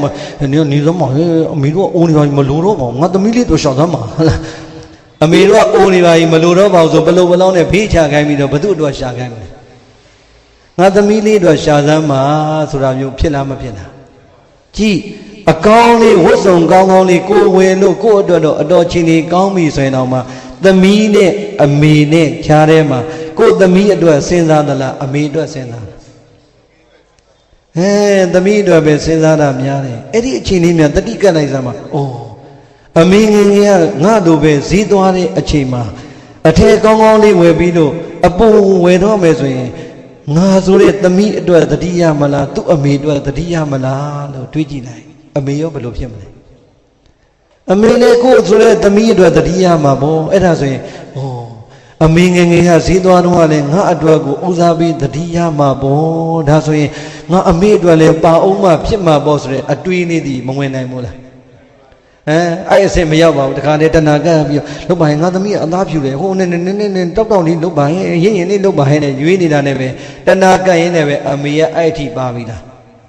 ဟောမပါသေးဘူးဆိုင်ရပြန်တော့ပါပြီလားမပါသေးဘူးဒါဆိုရင်ဒီဘက်ချားဒကမာကြီးတွေများပါတယ်ဒကမာကြီးတွေဒကမာလေးတွေပြောပါဦးအဖေအမေအရွယ်တွေကအဝတ်စားပို့လို့သလားငယ်ငယ်ရွယ်ရွယ်တွေကဝတ်စားကောင်းပို့လို့သလားငယ်ငယ်ရွယ်ရွယ်တွေကပို့လို့တယ်ဟုတ်ပါပြီဒါကိုယ့်ရဲ့ခံစားကြတယ်ပြောတာကဲဒီဘက်ကရောငယ်ငယ်ရွယ်ရွယ်တွေကပို့လို့မလားအမေတို့အဖေတို့ကပို့လို့မလား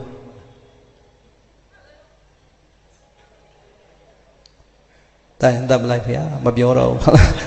သူတို့ဖြေမှာသူတို့လည်းသိတယ်လေဖြေရဖြေရင်ကောင်းမလားမဖြေရင်ကောင်းမလားအဲ့ဘုန်းကြီးကနောက်တနေ့ရညငါတို့ထဲဝင်ဒုက္ခတွေးပြီးဘုန်းကြီးမောကြည့်ပြီးတော့ပြုံးမယ်ပြနာသဘောပေါက်ပါတယ်ပြုံးနေတတိထားဟလာ33လမ်းပြုံးရင်တတိထားပြီအဲ့ဒါပြိဿရေဘုန်းကြီးတို့လည်းပဲဒီလိုပါပဲဩငယ်ငယ်ရဘုန်းကြီးကိုယ်တိုင်ပဲအခုဆိုရင်တပည့်တွေလည်းပြောဟေးဒီသင်္ကန်းတွေကသိမ့်ထားတာမဟုတ်ဘူးနော်စာကြဘုန်းကြီးတွေပြောတယ်မင်းတို့လိုတာကိုဝက်လိုတာကိုကြိုက်တာဝက်ကြိုက်တာဝက်ငါတော့အိုပြီကွာမင်းတို့ထုတ်ပေးတာပဲဘုန်းကြီးဆိုရင်ဘာသင်္ကန်းဆိုတော့မသိတော့ဒီဦးစင်းကနေပြီးတော့ဆရာတော်ဒါလေးဝက်ပါဗျာသူပေးတာပဲဝက်တယ်ဒါပေမဲ့သူလည်းပဲဆရာတော်ဆိုဖားတာဟောတူတော်သေးတာဟုတ်လားအဲ့တော့ပြောချင်တာပြိဿရေကျုံလည်းပဲအဲ့လိုပဲထင်တာဩငေဝေသူတွေကတော့လှဖို့ပါဖို့ပိုလိုတာပေါ့လို့ထင်တာအောင်မလေးပြိဿရေတကယ်အမေတို့အဖေတို့ရဲ့အနာလေးမှာကပ်ပြီးတော့အနံ့လေးနည်းနည်းခံကြည့်လိုက်လူအိုနံ့လေးမလာဘူးလားလူအိုနံ့ဆိုတာပြိဿရေရိုင်းပြောရရင်တော့ရှူနံ့ဤနံ့လေးမလာဘူးလားအဲ့ဒါပဲပြိဿရေဘုန်းကြီးဘဝလက်တွေ့ကြုံရတာဒီနေ့ဘုန်းကြီးနေ့တိုင်းတရင်ကျော်လာဆန်းရှိရဆိုရင်မန္တလေးမှာတန်ခါ1280ဆွမ်းနဲ့ဆွမ်းရင်5မျိုးသင်္ကန်းတစ်ပါးတစ်စုံအပြည့်တစ်ပါးဝတ္ထုငွေ1000အပြည့်ပြီးရင်သိန်း250ကို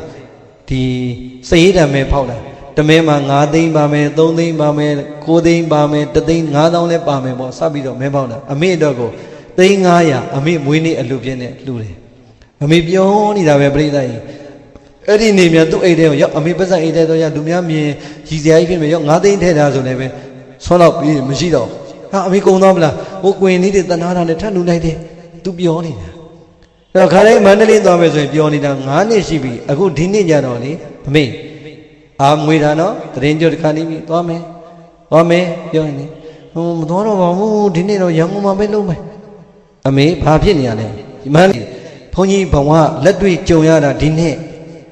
ဘုန်းကြီးနေ့တိုင်းတရင်ကျော်လာဆန်းရှိရဆိုရင်မန္တလေးမှာတန်ခါ1280ဆွမ်းနဲ့ဆွမ်းရင်5မျိုးသင်္ကန်းတစ်ပါးတစ်စုံအပြည့်တစ်ပါးဝတ္ထုငွေ1000အပြည့်ပြီးရင်သိန်း250ကိုဒီစရိဒံမဲဖောက်လိုက်တမဲမှာ9သိန်းပါမယ်3သိန်းပါမယ်9သိန်းပါမယ်1သိန်း5000လည်းပါမယ်ပေါ့စပြီးတော့မဲဖောက်တာအမေအတွက်ကိုသိန်း900အမေမွေးနေ့အလှပြင်းနဲ့လှူတယ်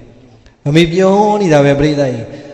အဲ့ဒီနေမြသူ့အိတ်ထဲကိုရောက်အမေပတ်စံအိတ်ထဲတော့ရလူများမြင်ရည်စရာကြီးဖြစ်မယ်ရောက်9သိန်းထည့်ထားဆိုလည်းပဲ ဆွလောက်ပြီးမရှိတော့ဟာအမေကုံသွားမလားဟိုကွင်လေးတွေတနာတာနဲ့ထပ်လူနိုင်တယ်သူပြောနေတာတော့ခါတိုင်းမန္တလေးသွားမယ်ဆိုရင်ပြောနေတာ9နှစ်ရှိပြီအခုဒီနေ့ညတော့လေအမေအာမွေတာနော်တရင်ကျော်တစ်ခါနေပြီသွားမယ်ပြောရင်လေမသွားတော့ပါဘူးဒီနေ့တော့ရန်ကုန်မှာပဲလုံးမယ်အမေဘာဖြစ်နေရလဲဒီမန္တလေးဆရာတော်တွေတန်ဃာတွေဒီလောက်ရှားလို့သွားတာဟုတ်ပါဘူးနောက်နေ့ကျရင်သွားမယ်လေဒီနေ့တော့ရန်ကုန်မှာပဲလုံးပေးကြာတော့ငရဲကြီးသွားသေးတယ်ပြိတ္တိဘာလဲအမေရန်ကုန်ကဒကာဒကမတွေပေးတဲ့မွေးနေ့လက်ဆောင်တွေလိုချင်တော့တာမဟုတ်ပါဘူးရှောက်ပြောနေပါနဲ့ဒီမှာပဲလုံးပါဩပြိတ္တိ82နှစ်သာရောက်နေတယ်မြန်မာဗုဒ္ဓဘာသာတို့ရဲ့ဟိရိဩတ္တပတရားအားကြီးတော့မပြောဘူးနောက်ကြမှာပြိတ္တိဘုံဘဝကအမေကိုအမေနာမှာအမအကြီးဆုံးကိုခေါ်ထားတာအမနဲ့ဒီမှာပဲလာနေဆိုအမနဲ့အမေနဲ့အတူထားတာအမကမေးတယ်အမဆရာတော်တဲ့အဲ့လိုရှားကြောင်မပြောနဲ့အမေကဆရာတော်အဲ့လိုပြောရင်စိတ်မကောင်းတအားဖြစ်တာဘာဖြစ်လို့တော့လို့ဟိုတဲ့ပြောပြမယ်တဲ့အမေကအရင်ဆုံးမဟုတ်ဘူးတဲ့အခုအပေါ်သွားခြင်းနဲ့ဆိုရင်တဲ့ဟဲ့အပေါ်သွားခြင်းနဲ့လို့ပြောလိုက်တာနဲ့ဂရေမွာဆင်းပြီး2လမ်း3လမ်းလောက်ဆိုရှူထွက်ကြတာတဲ့ဟောဟုတ်လားလို့ဘလောက်ကြမလဲအဲ့ဒါအမြင်နာမယ်နဲ့ဆရာတော်မသိလို့တဲ့ရိတ်သားထဲမှာလမ်းလျှောက်တယ်ဆိုရင်အဆောင်တွေကိုဖွင့်ထားတာတဲ့အမေလျှောက်မဲ့နေရာတွေကိုအဲ့ဒါအမေရှူပေါက်ခြင်းတယ်ဆိုအဲ့ဒီကိုအမြန်ပြေးရတာဒါလည်းပဲတစ်ခါလေးညရင်ကြောင်းသားရောက်ရင်ထွက်ကြရင်ကြာနေတာဘုံမသဘောပေါက်ပြီဩဒါဆိုရင်တော့အမေကျမ်းမာရေးတစ်ခုတော့ချွတ်ရင်းနေပြီပေါ့အမေကအမြဲတမ်းကုနေတဲ့ဆရာမကြီးကိုဖုံးဆက်ပြီးလှမ်းမိတယ်ဆရာမကြီးအဲ့လိုပဲအဲ့ဒါဘယ်လိုဖြစ်နိုင်လဲဆိုတော့ဆရာမကြီးပြောပြလိုက်တာတကယ်နဲ့သဘာဝကြတကယ်နဲ့မှတ်ပါတယ်ဆရာတော်ဗျာတဲ့မှတ်မိလားတဲ့ပြီးခဲ့တဲ့နှစ်ဒီဇင်ဘာတုန်းကဆရာတော်မရှိတဲ့ချိန်အမေကြီးလေဖြတ်တယ်လို့ဖြစ်သွားတာလေတဲ့အဲ့လိုငါတဲ့အာယုံညောတွေကအားနေသွားတော့အမေကြီးကခွေလေးဖြစ်သွားပြီးကားပေါ်တော့ပွေ့တင်ပြီးဆေးုံတင်ရတာဟုတ်တယ်လေလို့အဲ့ဒါဆရာတော်ကုနိုင်လို့တပည့်တော်တို့လည်းကုသချက်မှန်လို့ပြန်ကောင်းသွားတာလေတဲ့သို့တော့အမေကြီးကအဲ့ဒီအာယုံညောတွေအားနေသွားတော့ဘယ်လိုဖြစ်လဲဆိုရင်အမေကြီးရဲ့ခန္ဓာကိုယ်တွေကမူလကြွက်သားတွေဟာတခါတည်းအားတွေကြပြီးတော့ပြော့သွားပြီအသက်အရွယ်ကြီးလို့မူလကြွက်သားတွေကပြော့တာလဲပါတယ်အဲ့ဒီပုံမှာအမေကြီးကအာယုံညောနဲ့ဆိုင်တာဆိုတော့အရှင်မြတ်ကြီးတဲ့ကျင်ကြီးကျင်ငယ်ကိုထိန်းနိုင်တဲ့အထက်ကမာဆယ်တွေကကြသွားတာဖြစ်တဲ့အတွက်ဒါကျင်ငယ်ကိုမထိန်းနိုင်တာပါဗျာတဲ့နောက်ထပ်အယောဂအသိမဟုတ်ပါဘူးတဲ့တချို့ဆိုရင်ကျင်ကြီးကိုမထိန်းနိုင်တဲ့အထိဖြစ်သွားတာအဲ့မှာဘုံအမှန်သိသွားတယ်တကယ်နဲ့သဘာဝလည်းကြသူတကယ်နဲ့ဟုတ်တဲ့အခါကျတော့ဩဒါဆိုရင်ငါအမေကြွက်သားတွေပျော့သွားပြီသဘောပေါက်တဲ့အခါကျတော့ဟောဘုံအမေလိုပဲ85နှစ်ကျော်လာပြီပုံမှန်ဘာယောဂမှမရှိတော့ပြိတ္တရေခန္ဓာကိုယ်ရဲ့ကြွက်သားတွေကြမလာဘူးလားအဖေအိုမေအိုတွေကြလာပြီယောဂပါပေါင်းလိုက်ပြီဆိုသိကြပြီပေါ့အဲ့တော့မှဘုံဘုံသဘောပေါက်တယ်ဟုတ်ပြီအမေဒါဆိုရင်ရန်ကုန်မှာပဲလုပ်ပြီးမယ်မပင့်သံဃာတွေပြင်ပြီးအမေလှူပေးမယ်ဘာညာနဲ့စိတ်ချမ်းသာအောင်ပြောပြီးတော့သဘောပေါက်သွားတယ်အေးအမကြီးဒါဆိုရင်ဘလောက်ဒီအမေများလဲအဲ့ဒါအမေကိုအခုဘုံဘုံဒီဘက်မှာကြောင်းအသေးကြီးဆောင်တာအမေအတွက်ခန်းဟိုတနေ့ကခေါင်းရင်းဘက်မှာဂရင်နေပါကိုယ့်ကိုယ်စင်းအမပြောတယ်မလုံနဲ့တဲ့ဒီချင်းရင်းလေးမှာပဲဂရင်မွာဆင်းလိုက်တာနဲ့တန့်စင်ကန်းလေးကို2လမ်းလောက်ဆိုရောက်သွားတဲ့နေရာမှာပဲဂရင်ထားမယ်ဆိုထားလိုက်တော့ဒီဒါလည်းဟုတ်တာပဲတက္ကသလေးအစင်မပြေပြိတ္တိဒီ2လမ်း3လမ်းကြားမှာတော့ထွက်ကြတယ်ဆိုတော့ကဲအဲ့ဒါလို့သာထွက်နေထမင်းကအကျဉ်းကြီးမများဘူးလားများတာပေါ့ဘုန်းကြီးကအဲ့ဒါမှာဘယ်မှာသွားကိုချင်းစာလိုက်လဲဆိုဘုန်းကြီးတို့ငယ်ငယ်ဘုန်းကြီးက9နှစ်6နှစ်သားတွေကမူလာတန်းကျောင်းနေပြီးဘုန်းကြီးကျောင်းသွားတာအဲ့တော့9နှစ်သားလေးမှာရွာထဲမှာဆုံးခံလဲရတော့အကြီးမဲ့သားဆိုတာရှိတယ်အကြီးမဲ့သားဆောင်းနေဆိုရင်တခါတဲ့အိမ်ရှိမှာကျွတ်တော့ကျောင်းသားတွေကွင်းနေအလာအောင်စောင့်အောင်ဟိုအိမ်ရဲ့ကပန်းလေးမှာသူဟင်းပကံလေးနဲ့ထမင်းပကံလေးတင်းပြီးစောင့်အဲ့တော့ဆုံးခံလာပြီးတော့အေးလာပြီးတော့လောင်းပြီးတော့ပြိတ္တာကြီးသူထားလိုက်တဲ့အချိန်မှာအကြီးမဲ့သားရှူထွက်ကြတာ तू မသိဘူးတခါလေထမင်းမှသေးကွက်နဲ့ရုပ်ကလည်းငယ်ငယ်တည်းကစွာတဲ့ကိုတော့အကြီးထမင်းကြီးလဲလိုက်ဟိုမှာအကြီးထမင်းမှာရှူတွေထွက်ကြတာနဲ့ရှူကွက်ကြီးနဲ့အေးဟုတ်လားဟေးကွယ်အသက်ကကြီးတော့လေကိုဟာကိုတော့မသိပါဘူးဟဲ့ပြောပြီးတော့အိမ်ပေါ်ပြန်တက်ပြီးထမင်းလဲမလာအောင်ပြီးတယ်မဟုတ်ဘူးဗျထမင်းသေးကွက်ရှေ့ပြန်ပြောင်းပြီးဖုံးဝင်သွားအဲ့ဒါကိုကသိလိုက်တော့အမကြီးတို့ငါကိုယ်တိုင်တွေ့ခဲ့တယ်ဘာဖြစ်လို့လဲတောမှာနေတဲ့အမေကြီးတွေဆိုတာပြိတ္တကြီးဒီအညာဖြင်းညမ်းတမေတော်မှ9တဲ့ပြည့်အောင်မရှိတဲ့အမေကြီးအများကြီးပါအဲ့တော့အမကြီးတို့အမေကလည်းတောသူဆိုတော့နှမျောပြီးတော့ဓ မေထဲမှာရှူလေး50ဆက်ကြတာဘာမှမဖြစ်ပါဘူးဆိုလှည့်ဝဲတဲ့အမေထဲမှာငါအပမခံနိုင်ဘူးနော်လို့အဲ့တော့ဘာမှပြောမလဲတို့ဝမ်းထဲမှာပေါ်လွန်တခါဝင်10တဲ့တစည်း10တဲ့တစည်းတာမှားတာထားလိုက်တော့အခုဝဲကြတော့မလို့ပြိတဲ့အမေလိုမှန်းသိတော့ဟိုကပို့ပြီးအဲ့တော့ဘယ်တော့ပြောတာလဲမလျှော်ပါနဲ့လို့လျှော်ခြင်းမရရင်အဲ့မှာကျောင်းထဲမှာလည်းပဲပယံလေးတွေလုံသမားလေးတွေရှိတော့ကလေးမလေးတွေကိုခေါ်သမီးတို့ရောက်ဟိုက်မှာဆက်ပြခင်ဒါလေးကလျှော်ဝက်လိုက်အမေတခါပဲဝေးရသေးတယ်ဆိုသူတို့တခါလဲလှူလိုက်လို့နေလျှော်လဲလျှော်လို့နိုင်မှာမဟုတ်ဘူးအခုတော့ပြိတဲ့သမီးအထုတ်လိုက်ကိုထားပေးတာအဲ့တော့ဘုန်းပြောနေတာဘုန်းကိုယ်တိုင်ဒါအမေနဲ့အနီးဆုံးနေတဲ့အခါကျတော့အမေအိုအဖေအိုတွေကပိုလိုတယ်ဆိုတာတကယ်ကိုဘယ်သူမှမမေးပဲနဲ့သိတဲ့အသိပါခင်ဗျားတို့အမေကြီးတွေကမပြောလို့ပဲနေပါလိမ့်မယ်ဒီထဲမှာအဲ့လိုအမေကြီးတွေရောမပါနိုင်ဘူးလားပါရင်တော့ဂျင်းနဲ့နေမှာပေါ့ဘုန်းကြီးပြောမှသိတဲ့ခါလေးပတ်ထွားမနှက်ပံငါပေါက်ထောက်လိုက်အောင်ဟုတ်လားအဲ့တော့ထမိန်လေးပါရအောင်လဲအမေကြီးတွေနေပါကြည့်ကြလောက်ကြအောင်ဟုတ်လားအဲ့တော့အဲ့လိုပဲဒါကြောင့်အဲ့ဒီလိုများအမေတို့အဖေတို့ကိုအမတ်တမဲ့မထားဘဲနဲ့သူဟာလဲလုံနေတဲ့အချိန်ကိုဟာလဲလှူနိုင်တာလေးကိုဟိုကိုအတွက်3-4 တောင်းတန်အကောင်းတွေဝယ်တဲ့အချိန်မှာအမေတို့အတွက်အမလီဝမ်းတွင်းထမိန်အကောင်းစားဆိုရင်9000ပဲတန်ပါတယ်အောင်မလီ9000တောင်ဝယ်လို့မရဘူးလားအဲ့လိုမျိုးလေးလေကိုဥကိုဖျားလေးနဲ့လေလှူဖို့မလိုဘူးလားအမှန်တမ်းပြောကြည့်အခုအချိန်ဒီတတိယတာများလားမရတာများလားဟောမရသေးဘူးဟုတ်ပြီဒါဆိုရင်စာဦးစားပြမှလည်းအမေတို့အဖေတို့ခွဲတမ်းမရဘူးကိုဥကိုဖျားမှလည်းခွဲတမ်းမရဘူးဆိုတော့ကဲခမရတို့အမှန်တမ်းပြောပါအောင်အခုတရားပွဲကအောက်မှာဖြာခင်းထားတာလားမှုရခင်းထားတာဩဒီမှာပြိဿရဲ့ဒီဟာစီစဉ်တဲ့လူတွေကဟုတ်ကဲ့ခင်ဗျာရှေ့ရလူတွေအတွက်တော့ကျွန်တော်တို့ကဓာန်တော်မှုရတယ်ကျွန်တော်တို့ကဓာန်တော်မှုရတယ်စီထားပါတယ်နောက်ကြတဲ့လူတော့ဖြာပေါ်ဖို့များလို့များတရားပွဲကြီးညာထားရင်ပြိဿရဲ့နောက်ကြမဲ့လူပါမလားဘာလို့ဟဲ့လာပါရဲ့ရှင်တော့ဓာန်တော်မှုရလေးနဲ့သွားမှာဘုန်းကြီးနဲ့လည်းနီးနီးတော့ဟဲ့ဓာန်တော်ကောင်းကောင်းဆိုရင်ခဏလေးနေရတာတော့မနေခြင်းမလားနေခြင်းလားဟောပရိသတ်ကြီးကိုကြတော့အဲ့ဓာန်တော်မွေရလေးခဏလေးရမယ်ဆိုတော့နေခြင်းနဲ့ဒါတော့ပြောရင်ပြောမှအမလီခေါင်းလေးပါတခါလေးယူပဲသူလည်းကြိုက်တာဟောသူလည်းကြိုက်တယ်လို့နှက်တာပေါ့ဟုတ်လားဒီလိုတော့ပိုင်ပါအောင်မယ်ဟုတ်လားအဲ့ဒါပရိသတ်ကြီးပြောချင်တာကိုတော်မှနေရာလေးတနေရာအတွက်ကောင်းကောင်းလေးကြိုက်တယ်ဆိုရင်တပြည့်တပြည့်အယိုးတွေကလည်းတခါလေအသားအယိုးပေါ်အရည်တင်အသားတွေကြာဆင်းလာတာလည်းရှိနေမယ်မိဘနှစ်ပါးရဲ့ဘဝမှာပြိဿရဲ့မွေးရအကောင်းစားရင်မဟုတ်ရင်တော့မှတတ်တောင့်တတ်တာနေရာလေးနဲ့နေခြင်းမလားမနေကြလားတချို့သားသမီးတွေမှန်ပါတယ်ကိုယ့်ရဲ့ကံအားညာအားဝရိယအားတွေတော်လို့အင်းကြီးအောင်အိမ်ကောင်းနဲ့နေရမယ်တိုက်ခန်းကောင်းကောင်းနဲ့နေရမယ်အမေပေးထားတာဘာမှမရှိဘူးအဖေပေးထားတာဘာမှမရှိဘူးပြောရင်တော့မရဘူးလားသို့တော်လည်းပဲပြိဿရဲ့ဘလောက်ပဲကိုယ့်ရဲ့ကံအားညာအားဝရိယအရင်ကြောင့်ရလာတယ်လို့ဆိုဒီကံအားညာအားဝရိယအားတွေစိုက်ထုတ်နိုင်ဖို့ဒီခန္ဓာကိုယ်ကြီးကိုအမေမွေးမပေးဘဲနဲ့ရလာတာဟုတ်ရဲ့လားအေးအဲ့တော့တချို့ကမိဘတော်ကကိုယ့်ကိုဘာမှလုံးမပေးထားဘူးကိုတို့ကိုယ့်အိမ်ကိုစူးစမ်းခဲ့ရတာဆိုတဲ့ခံယူပြန်နဲ့အိမ်ဆောက်တဲ့အခါကျတော့ဗျာဘုန်းကြီးအိမ်တွေရောက်သွားတယ်ဘုန်းကြီးကိုလည်းသူကြွားတာလည်းပါတာပေါ့ဘုန်းကြီးလည်းဝါသနာဘုန်းဘွားတဲ့အစာဦးတွေဝါသနာပါတယ်ဘုန်းလိုက်ကြည့်နေတဲ့အိမ်သက်တဲ့ကိုကလည်းကြည်တာပေါ့ကြည်တယ်သိပါတယ်ငါကြည်ပြီးတဏှာကတ်မှာပဲကောင်းတာမြင်ငါလိုချင်အောင်မှာကြည်တာကြည်ရတဲ့ပြိဿတဏှာမကတ်အောင်တတိကပြလိုက်တာဘုံဘုံဒါလေဒါဘုံဘုံဒီဘတ်တက်ကထိုင်လို့လည်းရတယ်တပည့်တော်ဘေးကနေတခါလေးပိုက်တယ်လို့ရင်ခါနာတာလေးလည်းပြောင်းတယ်ပြေ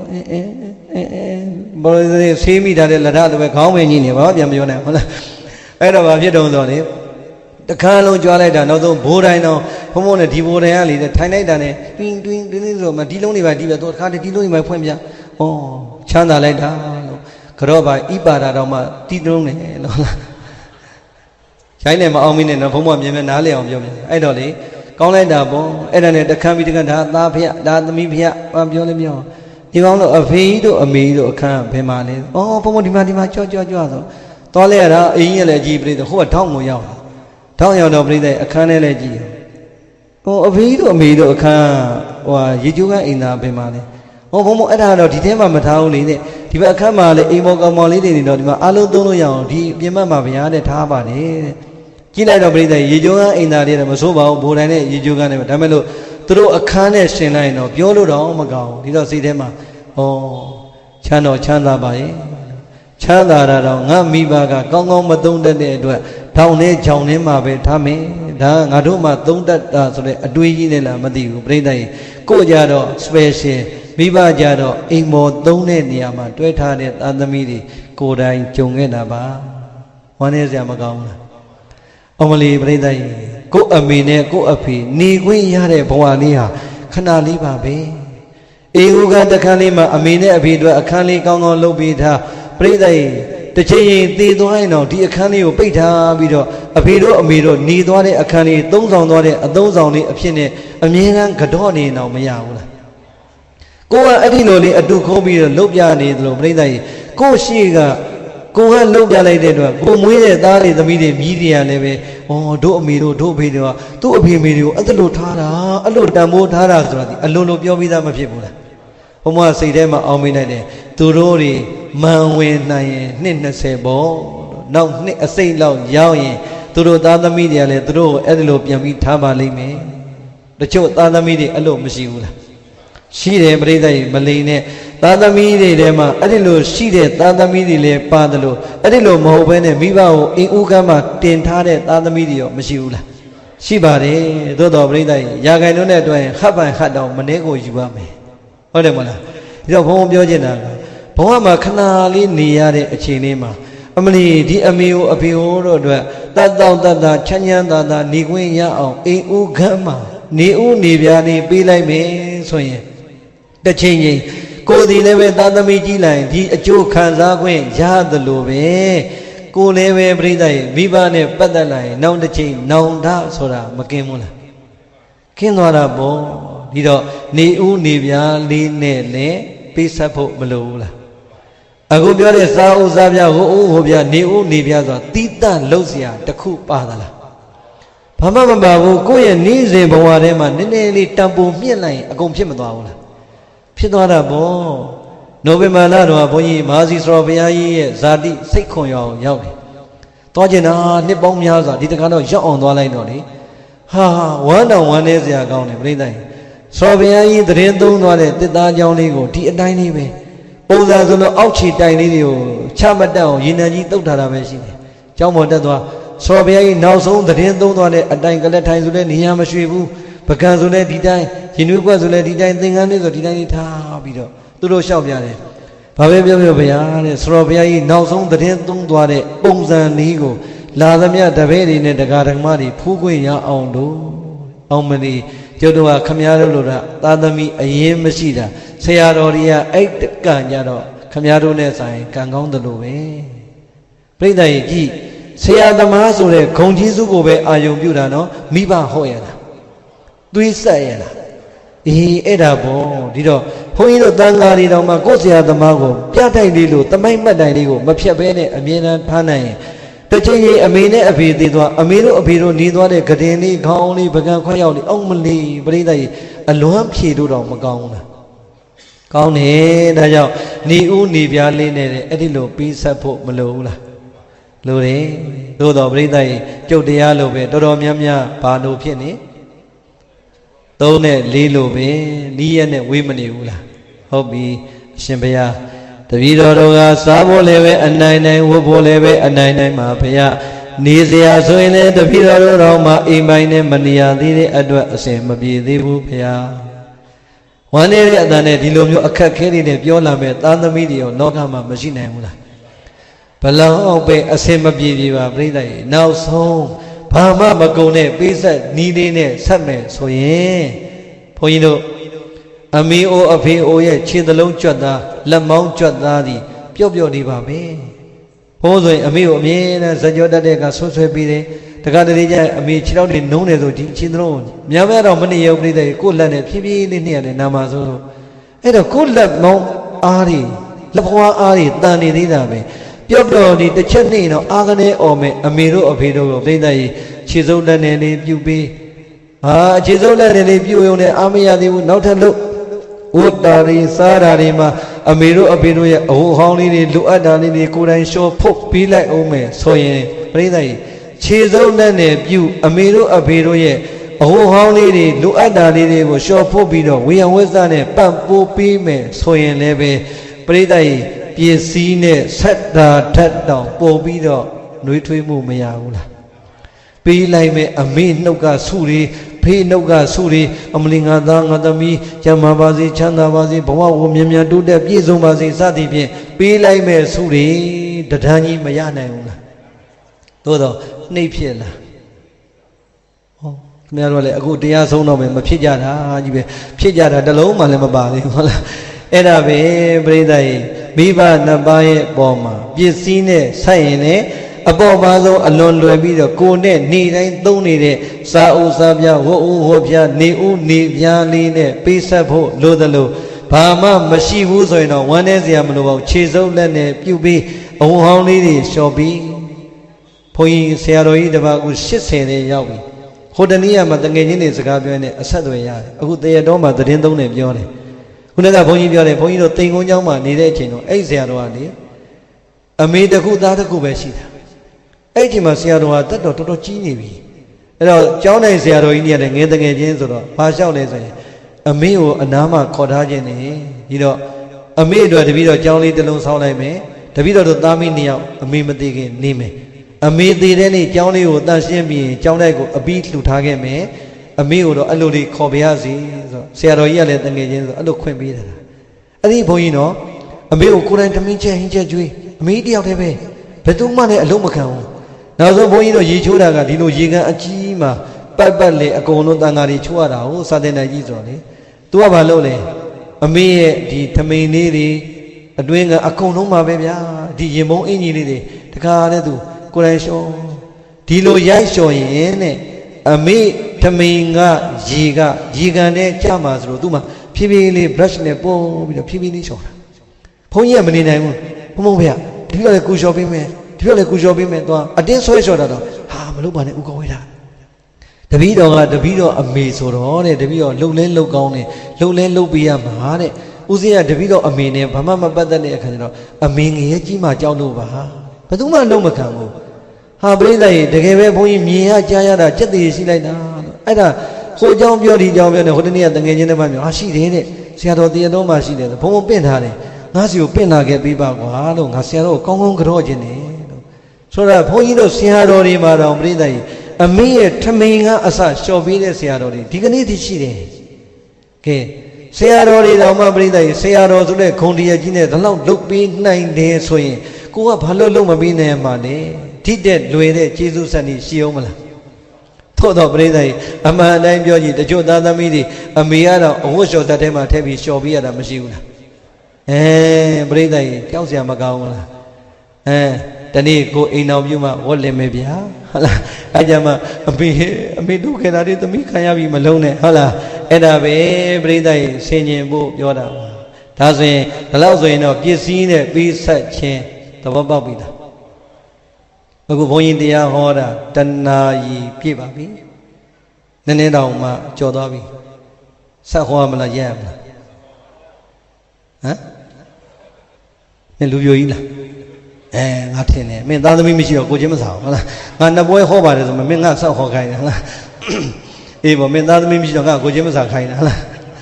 ဒါဆိုရင်ပြိဿဟိပစ္စည်းနဲ့တော့ဆက်ပြီးပြီနောက်ထပ်ဘာနဲ့ဆက်ဖို့လို့ဓမ္မနဲ့လည်းဆက်ဖို့လိုသေးတယ်တဲ့ပစ္စည်းနဲ့ဆိုင်တော့90ရာခိုင်နှုန်းကတော့ကြည်သွားပြီသို့တော့ဘယ်လောက်ကျန်အဲ့ဒီမှာဓမ္မနဲ့ဆက်တာတော့ပြိဿရေဆရာတော်တော်များများလဲဟောပါတယ်ဘုန်းကြီးလည်းဟောပါတယ်ဟောဒီမှာမြန်ပြောမယ်ယန္တာမြတ်သုံးပါးနဲ့ကံကိုင်းအကျိုးကိုယုံကြည်မှုတရားတရားမရှိသေးတဲ့ဓမ္မမို့ရင်ရှိပြီးအားနည်းနေတဲ့ဆိုရင်လည်းပဲအမေနဲ့အဖေကိုတရားတရားတွေရှိအောင်အားကောင်းအောင်စီမံဆောင်ရွက်ပေးရင်တော့အဲ့ဒါတရားတရားမရှိတဲ့မိဘနှစ်ပါးကိုတရားတရားတွေရှိအောင်ခိုင်အောင်ဆောင်ရွက်တဲ့အတွက်အမေနို့ဘိုးနဲ့အဖေချွေးဘိုးကိုအကြည်ဆက်တဲ့ဤတွေကနံပါတ်1ကြည်သွားပါပြီပြန်ပြောတရားတရားမရှိတဲ့မိဘကိုမလုပ်ရမလဲတရားတရားရှိအောင်ခိုင်အောင်နံပါတ်2ကကိုချင်းသီလမပြည့်စုံမဖြူတဲ့မိဘတွေရောမရှိဘူးလားဘုန်းကြီးကဏ္ဍပြောပါတယ်ကလေးတွေကလူငယ်တွေကတက်ကြွပြီးတော့ဘာသာရေးမှာလုံနေပေမဲ့တချို့အဖေကပြိဿရေဟောဒီတရုတ်တန်းမှာကိုတချို့နေရာတွေမှာတွေ့ရသေးတယ်ဘုန်းကြီးတို့အတိုင်းဝိုင်းတွေကပဲငေါ့နေရတာပြိဿရေအဖေကစနေတနင်္ဂနွေဆိုရင်ဘောလုံးပွဲလောင်းပြီးတော့ဘီယာလေးနဲ့မြုပ်ပြီးစောင့်နေတာဟုတ်လားအဲ့တော့ပြိဿရေကိုချင်းသီလမပြည့်စုံတဲ့မိဘနှစ်ပါးကိုလည်း ပြစ်မထားရဘူးတဲ့ကိုကျင့်သီလပြည့်စုံအောင်ဆောင်ရွက်ပေးရမယ်ပေးလိုက်တာနဲ့အမိနှုတ်ဖို့အဖေချွေးဖို့အခြေဆက်တဲ့သာသမီပဲမကောင်းလားပိုက်ဆံကုန်လားမကောင်းဘူးပြန်ပြောမယ်တရားတရားမရှိသေးတဲ့မိဘနှစ်ပါးကိုတရားတရားရှိအောင်ကိုကျင့်သီလမဖြူစင်မပြည့်စုံတဲ့မိဘနှစ်ပါးကိုကိုကျင့်သီလဖြူစင်ပြည့်စုံအောင်နံပါတ်3ကတော့ဘေကံစွန်ကျဲလှူဒါန်းမှုဝါဒနာမပါသေးတဲ့မိဘနှစ်ပါးကိုဘေကံစွန်ကျဲလှူဒါန်းဖြစ်အောင်စီမံပေးရင်လေအဲ့ဒါကျေးဇူးကိုအခြေဆက်နေတာပဲဘုန်းကြီးတွေဝမ်းသာလုံးလို့ဒီနေ့အမေနဲ့စကားပြောတာနိုင်ဝက်လောက်ကြာတယ်အခုရွာမှာဘုန်းကြီးကပြီးခဲ့တဲ့18ရက်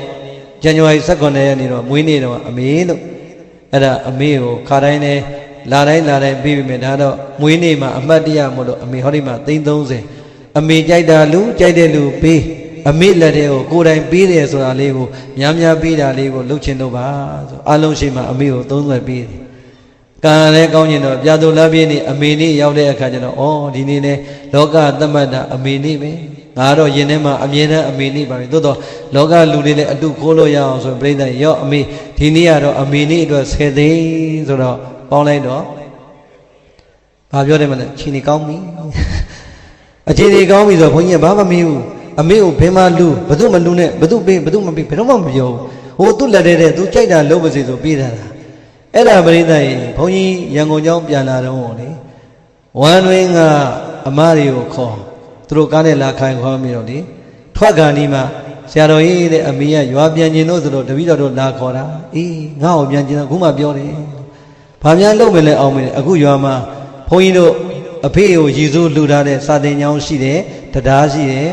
အဲ့ဒါကိုသူကတရားကိုဆေးတုပ်တယ်တဲ့ဟိုကျောင်းကိုလည်းဆေးတုပ်တယ်နောက်လာ10ရက်နေ့ဆိုတာအိရှိမှာမန်းတက်ထိုးပြီးတော့တန်ဃာတွေပြင့်ပြီးတော့ဆွမ်းလက်ကမယ်အဲ့နာ2ရွာ3ရွာလည်းအကုန်လုံးထမင်းကျွေးမယ်မဝတ်သားဟင်းရတစ်မျိုးပါငချောက်ကြောဆို4မျိုး5မျိုးပြောနေတာပြောတယ်ပြီးတော့ဗာပြောတယ်မလဲနော်တဲ့ဆေးတုပ်တာနဲ့အခုအိမ်လာသမျှထမင်းကျွေးရတာက9သိန်း6သိန်းလောက်ကုန်နေပြီနော်တဲ့တော်တော်ရော့နေပြီမလောက်ရင်တော့အဲ့ဗန်တိုက်ကနည်းနည်းထုတ်အောင်ပြောချင်တာပြိဿကြီးဝမ်းသာလိုက်တာငါအမေတို့သူများလှူအမြဲတမ်းတော့ပြောတယ်အမေနော်မေတ္တာပဲမေတ္တာမပို့နဲ့အားလုံးကလက်ပေါင်းစုံကကစုံရတဲ့ကနေစိန်ကုန်တဲ့အထိပါတဲ့ဓမ္မပူဇာတွေကနေအမေပေးတာအမေအားလုံးကိုမေတ္တာပို့နော်အမြဲတမ်းပြောပြတော့ပို့ပါတယ်အဲ့တော့လေပြိဿကြီးကိုကဝမ်းသာတာငါအမေကိုလက်ထဲထည့်လိုက်တာကြည့်ပါအောင်လို့ငါတော့မေ့နေတဲ့အလူအမေကပြန်ပြီးတော့အခုလှုပ်ပြီးတော့လှူမှာဆိုတော့ကျင်းတတ်လိုက်တာပြိဿတာမနက်ဖြန်10သိန်းထပ်ပို့ဘာဖြစ်လို့လဲဆိုပြောချင်တာကသားသမီးကမိဘလက်သေးကိုအမေလက်လေးနဲ့ခံယူခွင့်ရှိတဲ့အချိန်ကိုယ့်လက်ကလည်းပေးနိုင်သလောက်လေးပေးနိုင်တဲ့အခြေအနေလေးမှာပြိဿကြီးထည့်ပေးခွင့်ခံယူခွင့်ရတာတဲ့ကောင်းတာရှိအောင်မလားကြည့်အမေကလည်းသူခံယူထားတာကိုပြစ်လက်ကသုံးတာကုသိုလ်တွေပြုတာကိုပြုတဲ့ကုသိုလ်ကလည်းအမေနဲ့ပတ်သက်လို့ရတယ်အမေကလည်းကုသိုလ်တွေပွားတိုင်းပြိဿကြီးကိုနဲ့အမေရဲ့ကုသိုလ်ဖြစ်မနေဘူးလားအဲ့ဒါပဲပေါ့ဘုန်းကြီးကအမေကြီးပြောတယ်ဆိုပြီးတော့လေအပြစ်မပြောနဲ့အဖေက2003တည်းကမရှိတော့အမေပဲပြောနေရတာဟုတ်လားအဖေအကြောင်းလေးပြောရင်မျက်ရည်တွေကကျတော့မှဒါကြောင့်မပြောတာအဲ့တော့ပြောချင်တာပြိဿကြီးအမေတို့ရဲ့လက်ထဲမှာပေးကမ်းလှူဒန်းဖြစ်အောင်ကိုယ်တိုင်ကနေနင်းလေးကနေတတ်နိုင်သလောက်ကိုထည့်ပေးရင်တဲ့အလူဝါဒနာမပါတဲ့အမေဒီအလူလိုပါမသွားဘူးလားပါသွားတာပေါ့ဟုတ်လားအဲ့တော့စာကားပြီးပညာဝိပဿနာတရားအာမထုတ်သေးတဲ့မိဘနှစ်ပါးကိုဝိပဿနာတရားအားထုတ်ဖြစ်အောင်ဝိပဿနာဉာဏ်ပညာမဉာဏ်ဘုံဉာဏ်ပညာရအောင်ဆောင်ရွက်ပြီးရင်တော့အဲ့ဒါကတော့နောက်ဆုံးအမျက်ဆုံးနဲ့ကျေးဇူးအခြေပေးဆက်တဲ့ဤပါပဲဘုန်းကြီးအဲ့ဒီတောင်းကတော့ပြောစရာမလိုတရားစကားနဲ့အမေကိုဝင်ရတယ်အပေးယူခိပင်တဲ့ဟဟလားအမေဒီစကား10ရက်ပြည့်အမေအတွက်အထုစု9သိန်းကိုကပြောလိုက်ပြီလေချထလိုက်ဦးမယ်ဝင်တာပဲပြောချင်တာကဘယ်လိုပဲပြောပြိဿရဲ့ကိုအမေတရားလေးမှန်နေတာမြင်ရကြတဲ့ကသူဉာဏ်တွေ့တာမတွေ့တာတရားတွေ့တာမတွေ့တာတော့ကိုယ့်ရဲ့အစီမံနဲ့အမေအနောက်ရှက်ခင်တရားအားထုတ်နေရတာကိုဒီကျေးဇူးကိုအခြေဆက်ရမရောက်ဘူးလားရောက်တယ်ဒါကြောင့်ပစ္စည်းနဲ့ပေးဆက်တာလဲအလွန်လွယ်တဲ့နည်းကိုပေးခဲ့ပါပြီဓမ္မနဲ့ပေးဆက်တဲ့နည်းကပိုလို့တော့မလွယ်ဘူးလားလွယ်တယ်ဒါကြောင့်အလုံးသောဒုဓမ္မဆွေတော်မြို့တော်တွေ လောကရဲ့လည်းမှာဘယ်သူတွေကကျေးဇူးတွေကိုဘလောက်ပင်အရင်ဥဆုံးပြုတယ်လို့ဆိုပါစေဟောဒီလောကကြီးထဲမှာကိုယ်ဘာမျောလင်းကြမှမထားဘဲနဲ့အရင်ဥဆုံးကျေးဇူးပြုခဲ့တာကတော့အမေနဲ့အဖေပါပဲအေးအဲ့ဒီအမေတို့အဖေတို့ရဲ့ဂုဏ်ကျေးဇူးကိုလည်းသိလဲသိလက်တွေကြကြလဲပေးဆက်လိုက်ကြမယ်ဆိုရင်ရှင်တော်မြတ်ဘုရားမိန့်ကြားလိုက်တဲ့လောကကြီးမှာမြင်ရကြားရတွေ့ရခဲ့တဲ့ပုဂ္ဂိုလ်ဒီကိုယ်တိုင်ဖြစ်ပါပြီဖြစ်အောင်ကြိုးစားရင်မရဘူးလား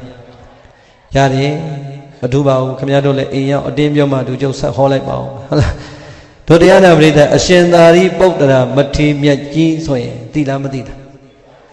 ကြားဘူးလားမကြားဘူးလားဩကြားဘူးလေကြီးအရှင်သာရိပုတ္တရာမထေရမြတ်ကြီးနော်အချိန်မှဆုံးဖြတ်လိုက်ပြီငါဘယ်အချိန်ပြိဋိဘံစံမလဲဆင်ញင်လိုက်တဲ့အခါမှာငါနောက်9ရက်ဆိုပြိဋိဘံစံရတော့မှာပဲသူ့ရဲ့ပြိဋိဘံစံခြင်းကိုသိသွားတယ်သိလိုက်တဲ့အချိန်မှာငါဘယ်မှာပြိဋိဘံစံမလဲကိုယ့်ကိုဆင်ញင်လိုက်တော့ငါတို့ကိုမွေးပေးတဲ့အမေသား4ယောက်သမီး3ယောက်9ယောက်မွေးထားလိုက်တာငါတို့မောင်နှမတွေကမြတ်စွာဘုရားသာသနာမှာယဟန္တာမထေရကြီးတွေထေရီမာကြီးတွေဖြစ်နေပြီမဲ့ငါပြိဋိဘံစံမို့9ရက်ရောက်တဲ့အချိန်အထိ9ရက်လိုတဲ့အချိန်အထိတို့အမေကယရဏ3ပါးကိုကြည်ညိုတဲ့တရားတရားမရှိသေးဘူးဗုဒ္ဓဘာသာမဖြစ်သေးဘူးတဲ့ကြည်စမ်းကံနေများအောမကောင်းလားသာသမီ9ယောက်ကဘုရားသာသနာမှာယဟန္တာကြီးတွေဖြစ်နေပြီမဲ့အမေသည်အရှင်သာရိပုတ္တရာပြိဋိဘံစံမို့9ရက်လိုတဲ့အချိန်ရောက်တဲ့အထိဗုဒ္ဓဘာသာဖြစ်ပြီလားကြည်အဲ့မှာအရှင်သာရိပုတ္တရာဆင်ញင်တယ်ငါတို့ကမဆက်တာမဟုတ်ဘူးအမိရဲ့ပါရမီကိုကဘလောက်ပဲကျေးဇူးဆက်ဖို့ဟောအမေမဖြစ်နိုင်တဲ့အတွက်မဆောင်ရဘူးလားသို့တော့နောင်လာနောက်သားတွေကအရှင်သာရိပုတ္တရာတို့သာသမီ9ယောက်ကယဟန္တာဖြစ်တာပါကွာသူတို့အမေတော်မှဗုဒ္ဓဘာသာဖြစ်အောင်မဟောနိုင်ဘူးလို့မသိဘဲနဲ့ကဲ့ရဲ့ကြလိမ့်မယ်ဒီတော့ငါအမေစီကိုတော့နောက်ဆုံးကျေးဇူးဆက်တရားခေါ်ဖို့ပြန်ကြွမှဖြစ်မယ်ကြည်စမ်းပရိသတ်ရဲ့ဒီနေရာမှာသင်္ကန်းစာယူရမှာအဖေတို့အမေတို့ကဝါသနာမပါဘူးပဲဆိုပြီးတော့စိတ်တိုပြီးတော့ပြစ်ထားလို့ရမလားသူကျွတ်ချိန်မရောက်သေးသမျှပရိသတ်ရဲ့စိတ်ရှည်ဆွဲတန်ပြီးစောင့်ဖို့မလိုဘူးလားကျုပ်တို့မပြောနဲ့လေအရှင်သာရိပုတ္တရာတော့မစောင့်ခင်ရဘူးလားအဲ့တော့မြန်ပြောကြဆိုခြားထဲမှာဘုရားနဲ့တွေ့တာဒီပါလေးထားလိုက်တော့အရှင်သာရိပုတ္တရာကြီးအဲ့ဒီမှာအမေကိုကျေးဇူးဆက်ဖို့ငါအမေအိမ်မဲ့ပြန်ပြီးပြိဋိဘံစံမပင်လို့ဆုံးဖြတ်ချက်ချမြတ်စွာဘုရားကိုရှောက်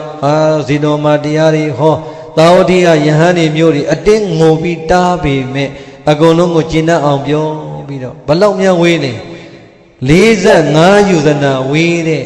သာဝတိကနေဒီကနေ့မွေးခဲ့တဲ့နာလကရွာဆိုတာရာဇကြိုနားမှာရှိပါတယ်ဒီကနေ့ဒီရှိပါတယ်မနက်ခင်း6နာရီထွက်ရင်ညနေ4နာရီလောက်မှရောက်ပါတယ်အဲ့ဒီခရီးဟာအဲ့တော့အဲ့ဒီခရီးကိုလေနောက်ပါယဟန်900ခြံရံပြီးတော့တရက်သွားခြေချင်းကြွကျွတ်တဲ့ပုဂ္ဂိုလ်တွေခြေချင်းဟောရောက်တဲ့နေရာမှာချင်းတရက်ဆက်နဲ့ဆက်သွားလိုက်တာ9ရက်ပြည့်တဲ့နေ့အမေရွာထိတ်ကပြိဿရဲ့နာလကရွာထိတ်ကညောင်မင်းကြီးအောက်မှာတခါတဲ့ဆရာတပည့်တွေသတင်းသုံးနေတဲ့အချိန်အရှင်သာရိပုတ္တရာရဲ့တူတော်မောင်ဥပယေဝတဆိုတဲ့ကလေးလေးကထွက်လာပြီးတော့ဟာဦးကြီးတော်နဲ့တန်ဃာတွေကြွလာတယ်အေးဟုတ်တယ်သားရဲ့မင်းအဖွားရှိလားဟာရှိတယ်ဦးကြီးအေးပြောလိုက်ကွာငါ့ကိုမွေးပြီးခဲ့တဲ့တိုက်ခန်းမှာငါဒီညကျိမ့်မယ်ငါတပည့်900လည်းဒီမှာကျိမ့်မယ်မင်းအဲ့ဒါနေရာစင်တင်ထားဖို့မင်းအဖွားကိုသွားပြောလိုက်ဟိုက်ဟာသူ့တူလေးရတယ်ဝမ်းသာအားရနဲ့သွားပြောအမေကလည်းပြိဿကြီးသားကြီးပြန်လာတယ်ဆိုတော့ဘာသာအယူဝါဒမတူပေမဲ့လို့ဝမ်းသာမလားဝမ်းနေမလားဝမ်းသာတော့လေအခန်းကြီးပြင်ခိုင်းပြီသူကတော့သူ့ကိုမွေးခဲ့တဲ့ဒီတိုက်ခန်းလေးမှာပဲသားကြီးအတွက်နေရာတွေပြင်ဆင်အားလုံးပြီးတဲ့အချိန်ဥပယေဝဒလေးကိုပင်ခိုင်းအိမ်ကိုရောက်လာကျန်တဲ့တန်ဃာတွေသူ့နေရာနဲ့သူသတင်းသုံးအရှင်သာရိပုတ္တရာကြီးကိုအမေကသူ့အခန်းတကားလေးဖွင့်ပြီးတဲ့အချိန်ဘာသာဝါဒရဲ့ဆွေးနွေးမှုဟာကြောက်စရာကောင်းလိုက်တာအယူဝါဒမတူတော့သားကိုကြော့တာတို့ဘာတို့မလုပ်ဘူးသို့တော်ပြိဿရဲ့အမေတန်ရောစင်ကတော့ကုံမမလားအရှင်သာရိပုတ္တရာရဲ့အခန်းပေါင်းနဲ့တဲ့ကအပေါင်းချင်းတဲ့နေတဲ့အခန်းမှာအမေကနေတကားဖွင့်ပြီးတော့နာယံလေးပြီးသူ သူသားကြီးကိုအထဲမှာဘာတွေလို့အကုန်လုံးလှမ်းပြီးတော့ကြည့်နေတာနိုင်ရန်လေးမိကြီးနေတော့ခုနှစ်ရက်လုံးလုံးပင်ပန်းလာတဲ့ခကြီးရတဲ့ပြိဿကြီးတော်တော်ပင်ပန်းလာတော့ရေဥယံလည်းရောက်ရောအရှင်သာရိပုတ္တရာကြီးသွေးအံတဲ့ယောဂါတွေစပြီအံလိုက်တာထွေးကတလုံးသွင်းတလုံးထဲတလုံးသွင်းတလုံးထဲတယ်ဟုတ်တကားတဲ့သွေးတွေအံတော့ခန္ဓာကိုယ်ကဖြူပတ်ဖြူရောဖြစ်အားရည်တွေကုန်ခန်းအတန်အောင်တိုးတိုးလေးပဲထွက်တဲ့အခြေအနေရောက်နေပြီဒီအချိန်မှာတကားနမင်းကြီးလေးပါနဲ့အရှင်သာရိပုတ္တရာကြီးဖူးဖို့ဆိုနတ်မျက်စိနဲ့လိုက်ရှာရင်ဟာအရှင်သာရိပုတ္တရာတော်တော်မကြမ်းပါတော့ဖြစ်နေတာပဲငါတို့သွားပြီးတော့ပြုစုအောင်ပါပဲလေးပါလုံးကြွလာဟာနမင်းကြီးလေးပါလာတော့အယောင်တွေကလင်းထိန်ဝင်းအရှင်သာရိပုတ္တရာကတော့အရှင်သာရိပုတ္တရာမေးတယ်ဟဲ့ဘသူတွေနဲ့နမင်းကြီးလေးပါပါဗျာအရှင်ဘုရားကိုပြုစုပါရစေဖေပြုစုပါရစေဖေရပါတယ်ကွယ်စုံဒမထေနဲ့ယဟန်နေရှိပါတယ်မင်းတို့ပြန်လိုက်ကြပါဟောအဲ့ဒါဆိုလည်းပြန်ခွင့်ပြုပါဗျာဥချပြီးပြန်တရားမင်းလာတော့လည်းဒီလိုပဲပြောဥချပြီးပြန်ဗျမ္မာကြီးတခါလာပြန်တော့လည်းဒီလိုပဲပြောဥချပြီးပြန်ပြိဿရဲ့နတ်တွေတရားတွေဗျမ္မာတွေလာတော့တအိမ်လုံးအယောင်တွေဝင်ပြီးဘယ်လူနဲ့မှမတူတဲ့အသွင်ပြင်းတွေကိုအမေဟိုဘအခန်းကနိုင်ရန်လေးမိပြီးတော့ကြည့်အခန်းထဲမှာလည်းအရှင်သုံဒမထေရတို့ယဟန်နေရပြန်လောင်ခတ်နေတာမို့ယောဂနှိမ့်ဆက်နေတဲ့မထေရကြီးကိုပြုစုနေတာမနေနိုင်တော့အခန်းဘဝလေးရက်ပြီးတော့သားငယ်သုံဒကိုခေါ်တယ်သားသုံဒသားတို့တယုံယုံနဲ့ဘာတွေဖြစ်နေကြတာလဲဩအမေသားကြီးလေသွေးအံတဲ့ယောဂနဲ့တော်တော်ပင်ပန်းနေလို့သားတို့ဝိုင်းပြုစုနေကြတာဟမ်အမေသားကြီးကသွေးအံတဲ့ယောဂဖြစ်နေတာဘာလို့အမေကိုမပြောကြတာလဲအမေပြောလေအမေပင်မမှာပဲနိသားတို့ပြုစုနေတာပဲမဟုတ်ဘူးလေကွယ်အမေသိရမှာပေါ့ဆိုပြိဿကြီးသားကြီးရဲ့သတင်းလေကြားရောဘာသာမှမရှိတော့အခန်းထဲစွတ်ခနဲ့ဝင်အနာသွားအရှင်သာရိပုတ္တရာရဲ့မျက်လုံးလေးမှိတ်ပြီးတော့မှိတ်နေတဲ့အချိန်ညီငယ်ဆုံးသားလျှောက်တယ်အရှင်ဘုရားနောင်တော်ကြီးဖေရမေတော်ကြီးဘေးနားမှာရောက်နေပါပြီဖေရအရှင်သာရိပုတ္တရာပြိဿကြီးအာအင်ကုန်ခန်းနေတဲ့မျက်လုံးလေးနဲ့မပွင့်တဝင်းလေးကြည့်ပြီးအမေဘာဖြစ်လို့ဒီအချိန်ကြီးမအေးသေးပဲနဲ့ရောက်လာတာလဲတန်းကောင်ရောက်နေပြီလေသားရဲ့အမေလေးအမေခန်းကနေသားကိုကြည့်နေတာသားအဲ့လိုဖြစ်တာဘယ်သူမှအမေကိုမပြောကြဘူးသားရဲ့အခုသားမလုံနေလဲရင်သားဘလုံနေလဲတတ်တာလာရင်ဘာမှမပြောတော့ဘူးပြိဿသားကရင်မေးလေးမှာခတ်ဆောင်ဆောင်လေးထိုင်မှာပေါ့သားလက်လေးကိုဆုံးလူမမမင်းနေတဲ့ချိန်အမေလက်လေးကိုလည်းသားလက်တစ်ဖက်လေးနဲ့ပြန်ဆုံးပြီးတော့မှတတ်တာပါတယ်မေတတ်တာပါတယ်နော်တတ်တာပါတယ်သာပြောတာပြိဿရဲ့သွေးကဆုပ်ပြီးတော့အတန်တောင်တိုးတိုးပဲထွက်တော့တယ်ဒီတော့အမေကိုတတ်တာပါတယ်လည်းပြောအမေတော်ပါသေးရဲ့သားရဲ့အမေကိုဘာလို့မပြောတာလဲအမေစိတ်မကောင်းလိုက်တာပေါ့မျက်ရည်ကျနေပြီအဲ့ဒီအချိန်မှာပဲဘာသွားတတိယလဲဆိုသားဟိုစောစောကလေငါသားအခန်းနဲ့ကွယ်အမေဟိုဘက်ကကြည့်နေတာလူကြီးတွေနော်လူထုလူဆိုင်ကြီးတွေအယောင်တွေတဝင်းဝင်းနဲ့လာကြတာပြီးတော့သားကိုဥတွေချပြီးတော့ကြော့ပြီးပြန်သွားတယ်အဲ့ဒါဘသူတွေတော့သားရဲ့ပြောပြပါအောင်အမေအဲ့ဒါလူတွေမဟုတ်ဘူးအမေရဲ့နမင်းကြီးလေးပါလေသားကိုကျမ်းမာရေးပြုစုဖို့လာလျှောက်ကြတာသားကရှိပါတယ်ပြန်လိုက်စလို့ကြော့ပြီးတော့ပြန်ကြတာပါအမေအောင်းတယ်ဟမ်နမင်းကြီးလေးပါကငါသားကြီးကိုကြော့ရတယ်ဟုတ်တယ်လေမိကကြော့သွားတာအမေမြင်တာပဲငါသားနမင်းကြီးလေးပါတဲ့တကိုးကြီးတာပေါ့တကိုးကြီးလို့ကြော့တာပေါ့အမေအဲ့လိုလည်းပြောပြီးရောဟဲ့ဟိုတယောက်တည်းလာတဲ့လူကြီးနဲ့ကြော်သေးပြောပါအောင်သားအဲ့ဒါရောဘသူကြီးတော့မင်းကိုပြောပါအောင်စိတ်ဝင်စားသွားပြီအမေအဲ့ဒါနတ်တို့တနင်တရားမင်းဆိုတာ तू ပေါ့အမေမျက်လုံးစုံပြူသွားပြီဟမ်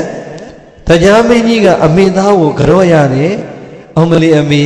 အဲ့တရားမင်းကကိုရင်เจ้าသားလေးလိုပဲသားအန်နဲ့သွေးထွေးကန်နေဆေးဖို့လာတာအမေအောင်မလေးတော့အော်လိုက်တာငါသားကြီးကဂေါရမနောက်လိုက်သွားတာအဲ့ဒါလို့ကိုတကိုးတွေကြီးနေတာပေါ့ပြိဿရဲ့တကိုးကိုပဲအဓိကထားတဲ့အယူဝါဒဆိုတော့သူသားကြီးကိုနတ်တွေကြောရတာတရားမင်းကြောရတာတွေကိုကြည်ပြီးတော့သိသွားရောကျေနပ်လိုက်တာမှပြိဿရဲ့စာထဲမှာအမေလေးတဲ့သူသားအတွက်ဝမ်းသာလိုက်တာအကုန်မေ့ပီတိ၅မျိုးကိုတပြိုင်တည်းခန္ဓာကိုယ်မှာခံစားနေရတယ်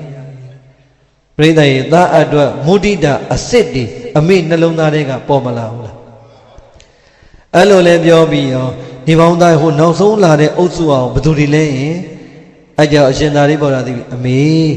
အဲ့ဒါတခြားမဟုတ်ဘူးဗျမပြေကမဟာဗျမကြီးတွေလာကြတာအရှင်သာရိပုတ္တရာတို့အမေကဗျမကိုကိုယ်ကွယ်တဲ့ဝါဒဆိုတော့အမေပြိဿရေဂရင်မောကနေထခုံမနဲ့အံ့ဩသွားဟမ်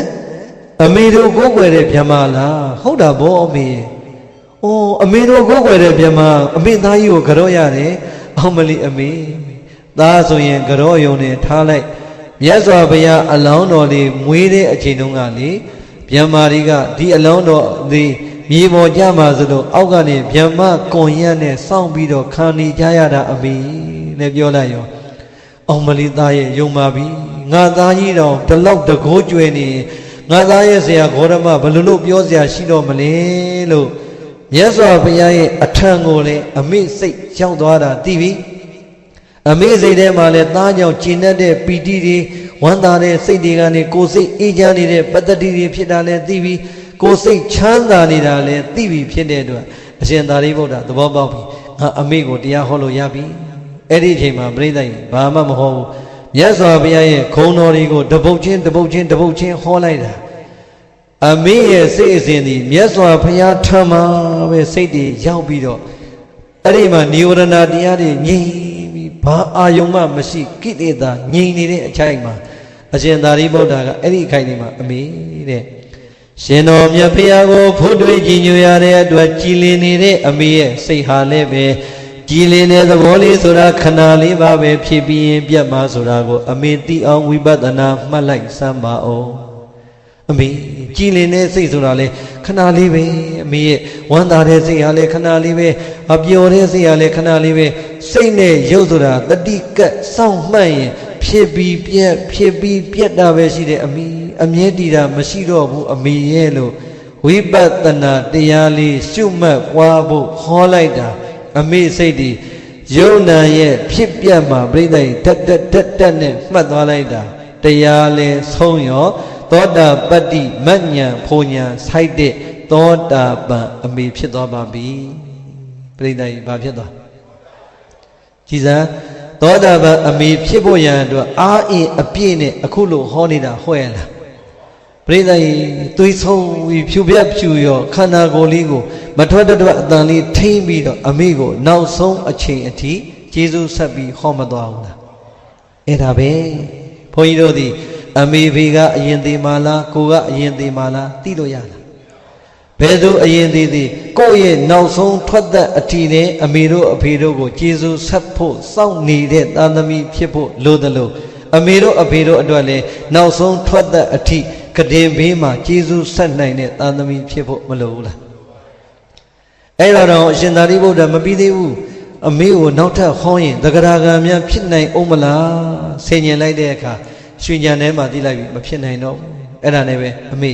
တကောင်ကြောပြီးအမေသွားနာလိုက်တော့အေးအမေသွားနာတော့မယ်ကျေးဇူးတင်လိုက်တာသားရဲ့ကျေးဇူးနဲ့အမေဟာယန္တာပြတ်သုံးပါးနဲ့ကံရဲ့ကျိုးကိုပြတ်သားစွာယုံကြည်ရုံနဲ့မဟုတ်နှလုံးသားမှာကိလေသာအစိတ်အပိုင်းတောင်ကင်းတဲ့သောတာပန်ဖြစ်သွားပြီပဲသားကြီးကိုကျေးဇူးတင်စကားတွေရှောက်အခန်းထဲမှာသွားနာအဲ့ဒီအချိန်မှာပဲအရှင်သာရိပုတ္တရာကအရှင်စုံနာကိုမေးတယ်ညီလေးဘယ်အချိန်ရောက်ပြီလဲမှန်လားပါဗျာမိုးတောက်ရန်ကူးစရောက်ပါပြီဗျာအေးဒါလေးပဲပြောပြီးတော့အမေခင်းပေးတဲ့ဂရင်ဘော်ကအိယာခင်းတဲ့ခေါင်းအုံးလေးပေါ်မှာမှိန်ပြီးတော့ပထမဇန်ဒုတိယဇန်တတိယဇန်သရုဒ္ဓဇန်စတဲ့ဇန်အချင်းစင်ကိုပြိဿကြီးအပြန်အလှန်ဝင်စားပြီးတော့အဲ့ဒီဇန်လေးခံစားပြီးချိန်မှာပဲအရှင်သာရိပုတ္တရာပြိဋိဘံဝင်ဆံတော်မူသွားပါပြီဘာဖြစ်သွားပြီလဲပြိဋိဘံဆံသွားပြီနောက်ဆုံးထွက်သက်နာအထိအမေကိုကျေးဇူးမဆက်ခဲ့ဘူးလားအေးဒါကြောင့်ဘောဓကြောင့်လုံးဘာသာအယူဝါဒကြောင့်3နဲ့4လိုပဲသွေးနီးပေမဲ့ဝေးနေခဲ့တဲ့အမေကိုပြစ်မထားဘူးဆိုတာဒီသုတ်တံမှာမရှင်းဘူးလားအေးဒါကြောင့်ရှင်တော်မြတ်ဘုရားရဲ့သားတော်ကြီးအရှင်သာရိပုတ္တရာမထေရမြတ်ကြီးတောင်မှဘဝတကုံမှာအယူဝါဒမနုလို့သွေးနီးတဲ့သားမီး2ယောက်ကြားမှာ3နဲ့4လိုသွေးနီးပေမဲ့ဝေးနေတဲ့ဝေးနေညတော်လဲနောက်ဆုံးထွက်သက်တိုင်အောင်အမိကို4နဲ့3လိုသားမီး2ယောက်ကရင်ဘေးနဲ့ကရင်ပေါ်မှာမျက်နှာကျင်းဆိုင်လို့ကျေးဇူးတွေဆက်ခဲ့သေးတယ်ဆိုရင် ဘုန်းကြီးတို့အားလုံးအတွက်ဒီတဲ့ကောင်းတဲ့နမူနာရှိအောင်မလားမရှိတော့ဘူးပြီးတော့အရှင်သာရိပုတ္တရာပြိဋိဘံဆံပြီးဆိုရဟန်းလေးငိုကြတာတအိမ်လုံးအုံအုံကြွကြွဆိုတော့လေအမေပြန်လှည့်လာဟဲ့ဘာဖြစ်တာလဲအတန်ကြီးကလည်းညံပွက်နေတာပဲအဲ့ကြောင့်မှအရှင်ဇုံနာမထေရမေတော်ကြီးနောင်တော်ကြီးပြိဋိဘံဆက်သိမ်းသွားပါပြီဩငါသားကြီးသိပြီဩအောင်မလေးသားရဲ့ဘဝတရားလုံးနီးရနဲ့ဝေခဲ့တဲ့သားကြီးနဲ့အမေရဲ့ကြားထဲမှာငါသားကြီးကနောက်ဆုံးထွက်သက်တိုင်အောင်အမေအိမ်ကိုပြန်လာပြီးတော့မှအမေရဲ့နှလုံးသားထဲမှာသောတာပန်ဆိုတဲ့တရားကြီးနဲ့ကျေးဇူးတွေပေးဆက်လိုက်ခဲ့တာအမေမှာသောတာပန်ဖြစ်လို့မှလက်လက်ဆက်ဆက်ဘာမှမကြသေးခင်ငါသားကြီးကအမေကိုသိခွဲခွဲလို့အပြီးတိုင်ထွက်သွားခဲ့ပြီဆိုရင်သားကြီးကြံခဲ့တဲ့အမေဘဝပဲလို့နေမယ်ဆိုတာငါသားကြီးမတွက်သွားခဲ့ဘူးလားကွယ်အမေပဲလို့နေမယ်ဆိုတာငါသားကြီးတွက်မသွားဘူးလားကွယ်ဆိုပရိသတ်ကြီးပြောလဲပြောသားရဲ့ရင်ဘတ်တော်ပေါ်မှာလွှမ်းထားတဲ့သင်္ကန်းကိုပရိသတ်ကြီးအသာလေးမျက်နာလေးနဲ့ရင်ဘတ်ပေါ်မှာမျက်နှာအပ်ပြီးတော့ငိုလိုက်တာသားရဲ့အမေရဲ့နှလုံးသားထဲမှာတာပြီးတဲ့သောတာပန်ဆိုတဲ့တရားကြီးကိုရလိုက်တဲ့အချိန်ငါသားကြီးကိုရှေ့ဆုံးမှာထားငါသားရဲ့တပိသားသံဃာတော်မြတ်တွေကို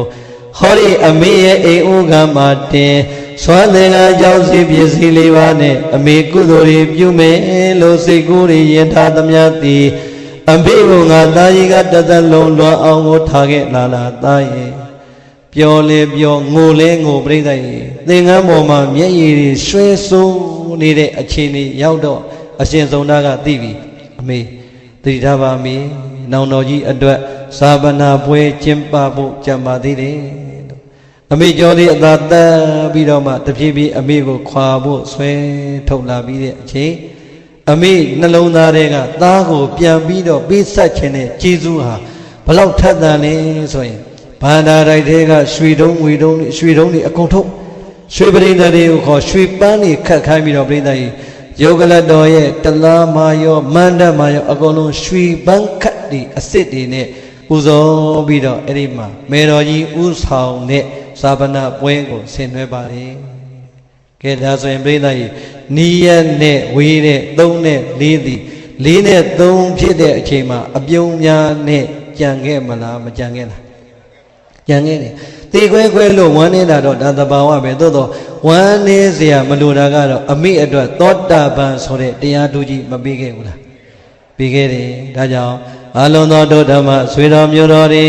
ဘဝတကူမှာတလောကလုံးဘယ်သူနဲ့မှမတူတဲ့ကြုံရဆောင်ရတဲ့မိဘနှစ်ပါးရဲ့အပေါ်မှာ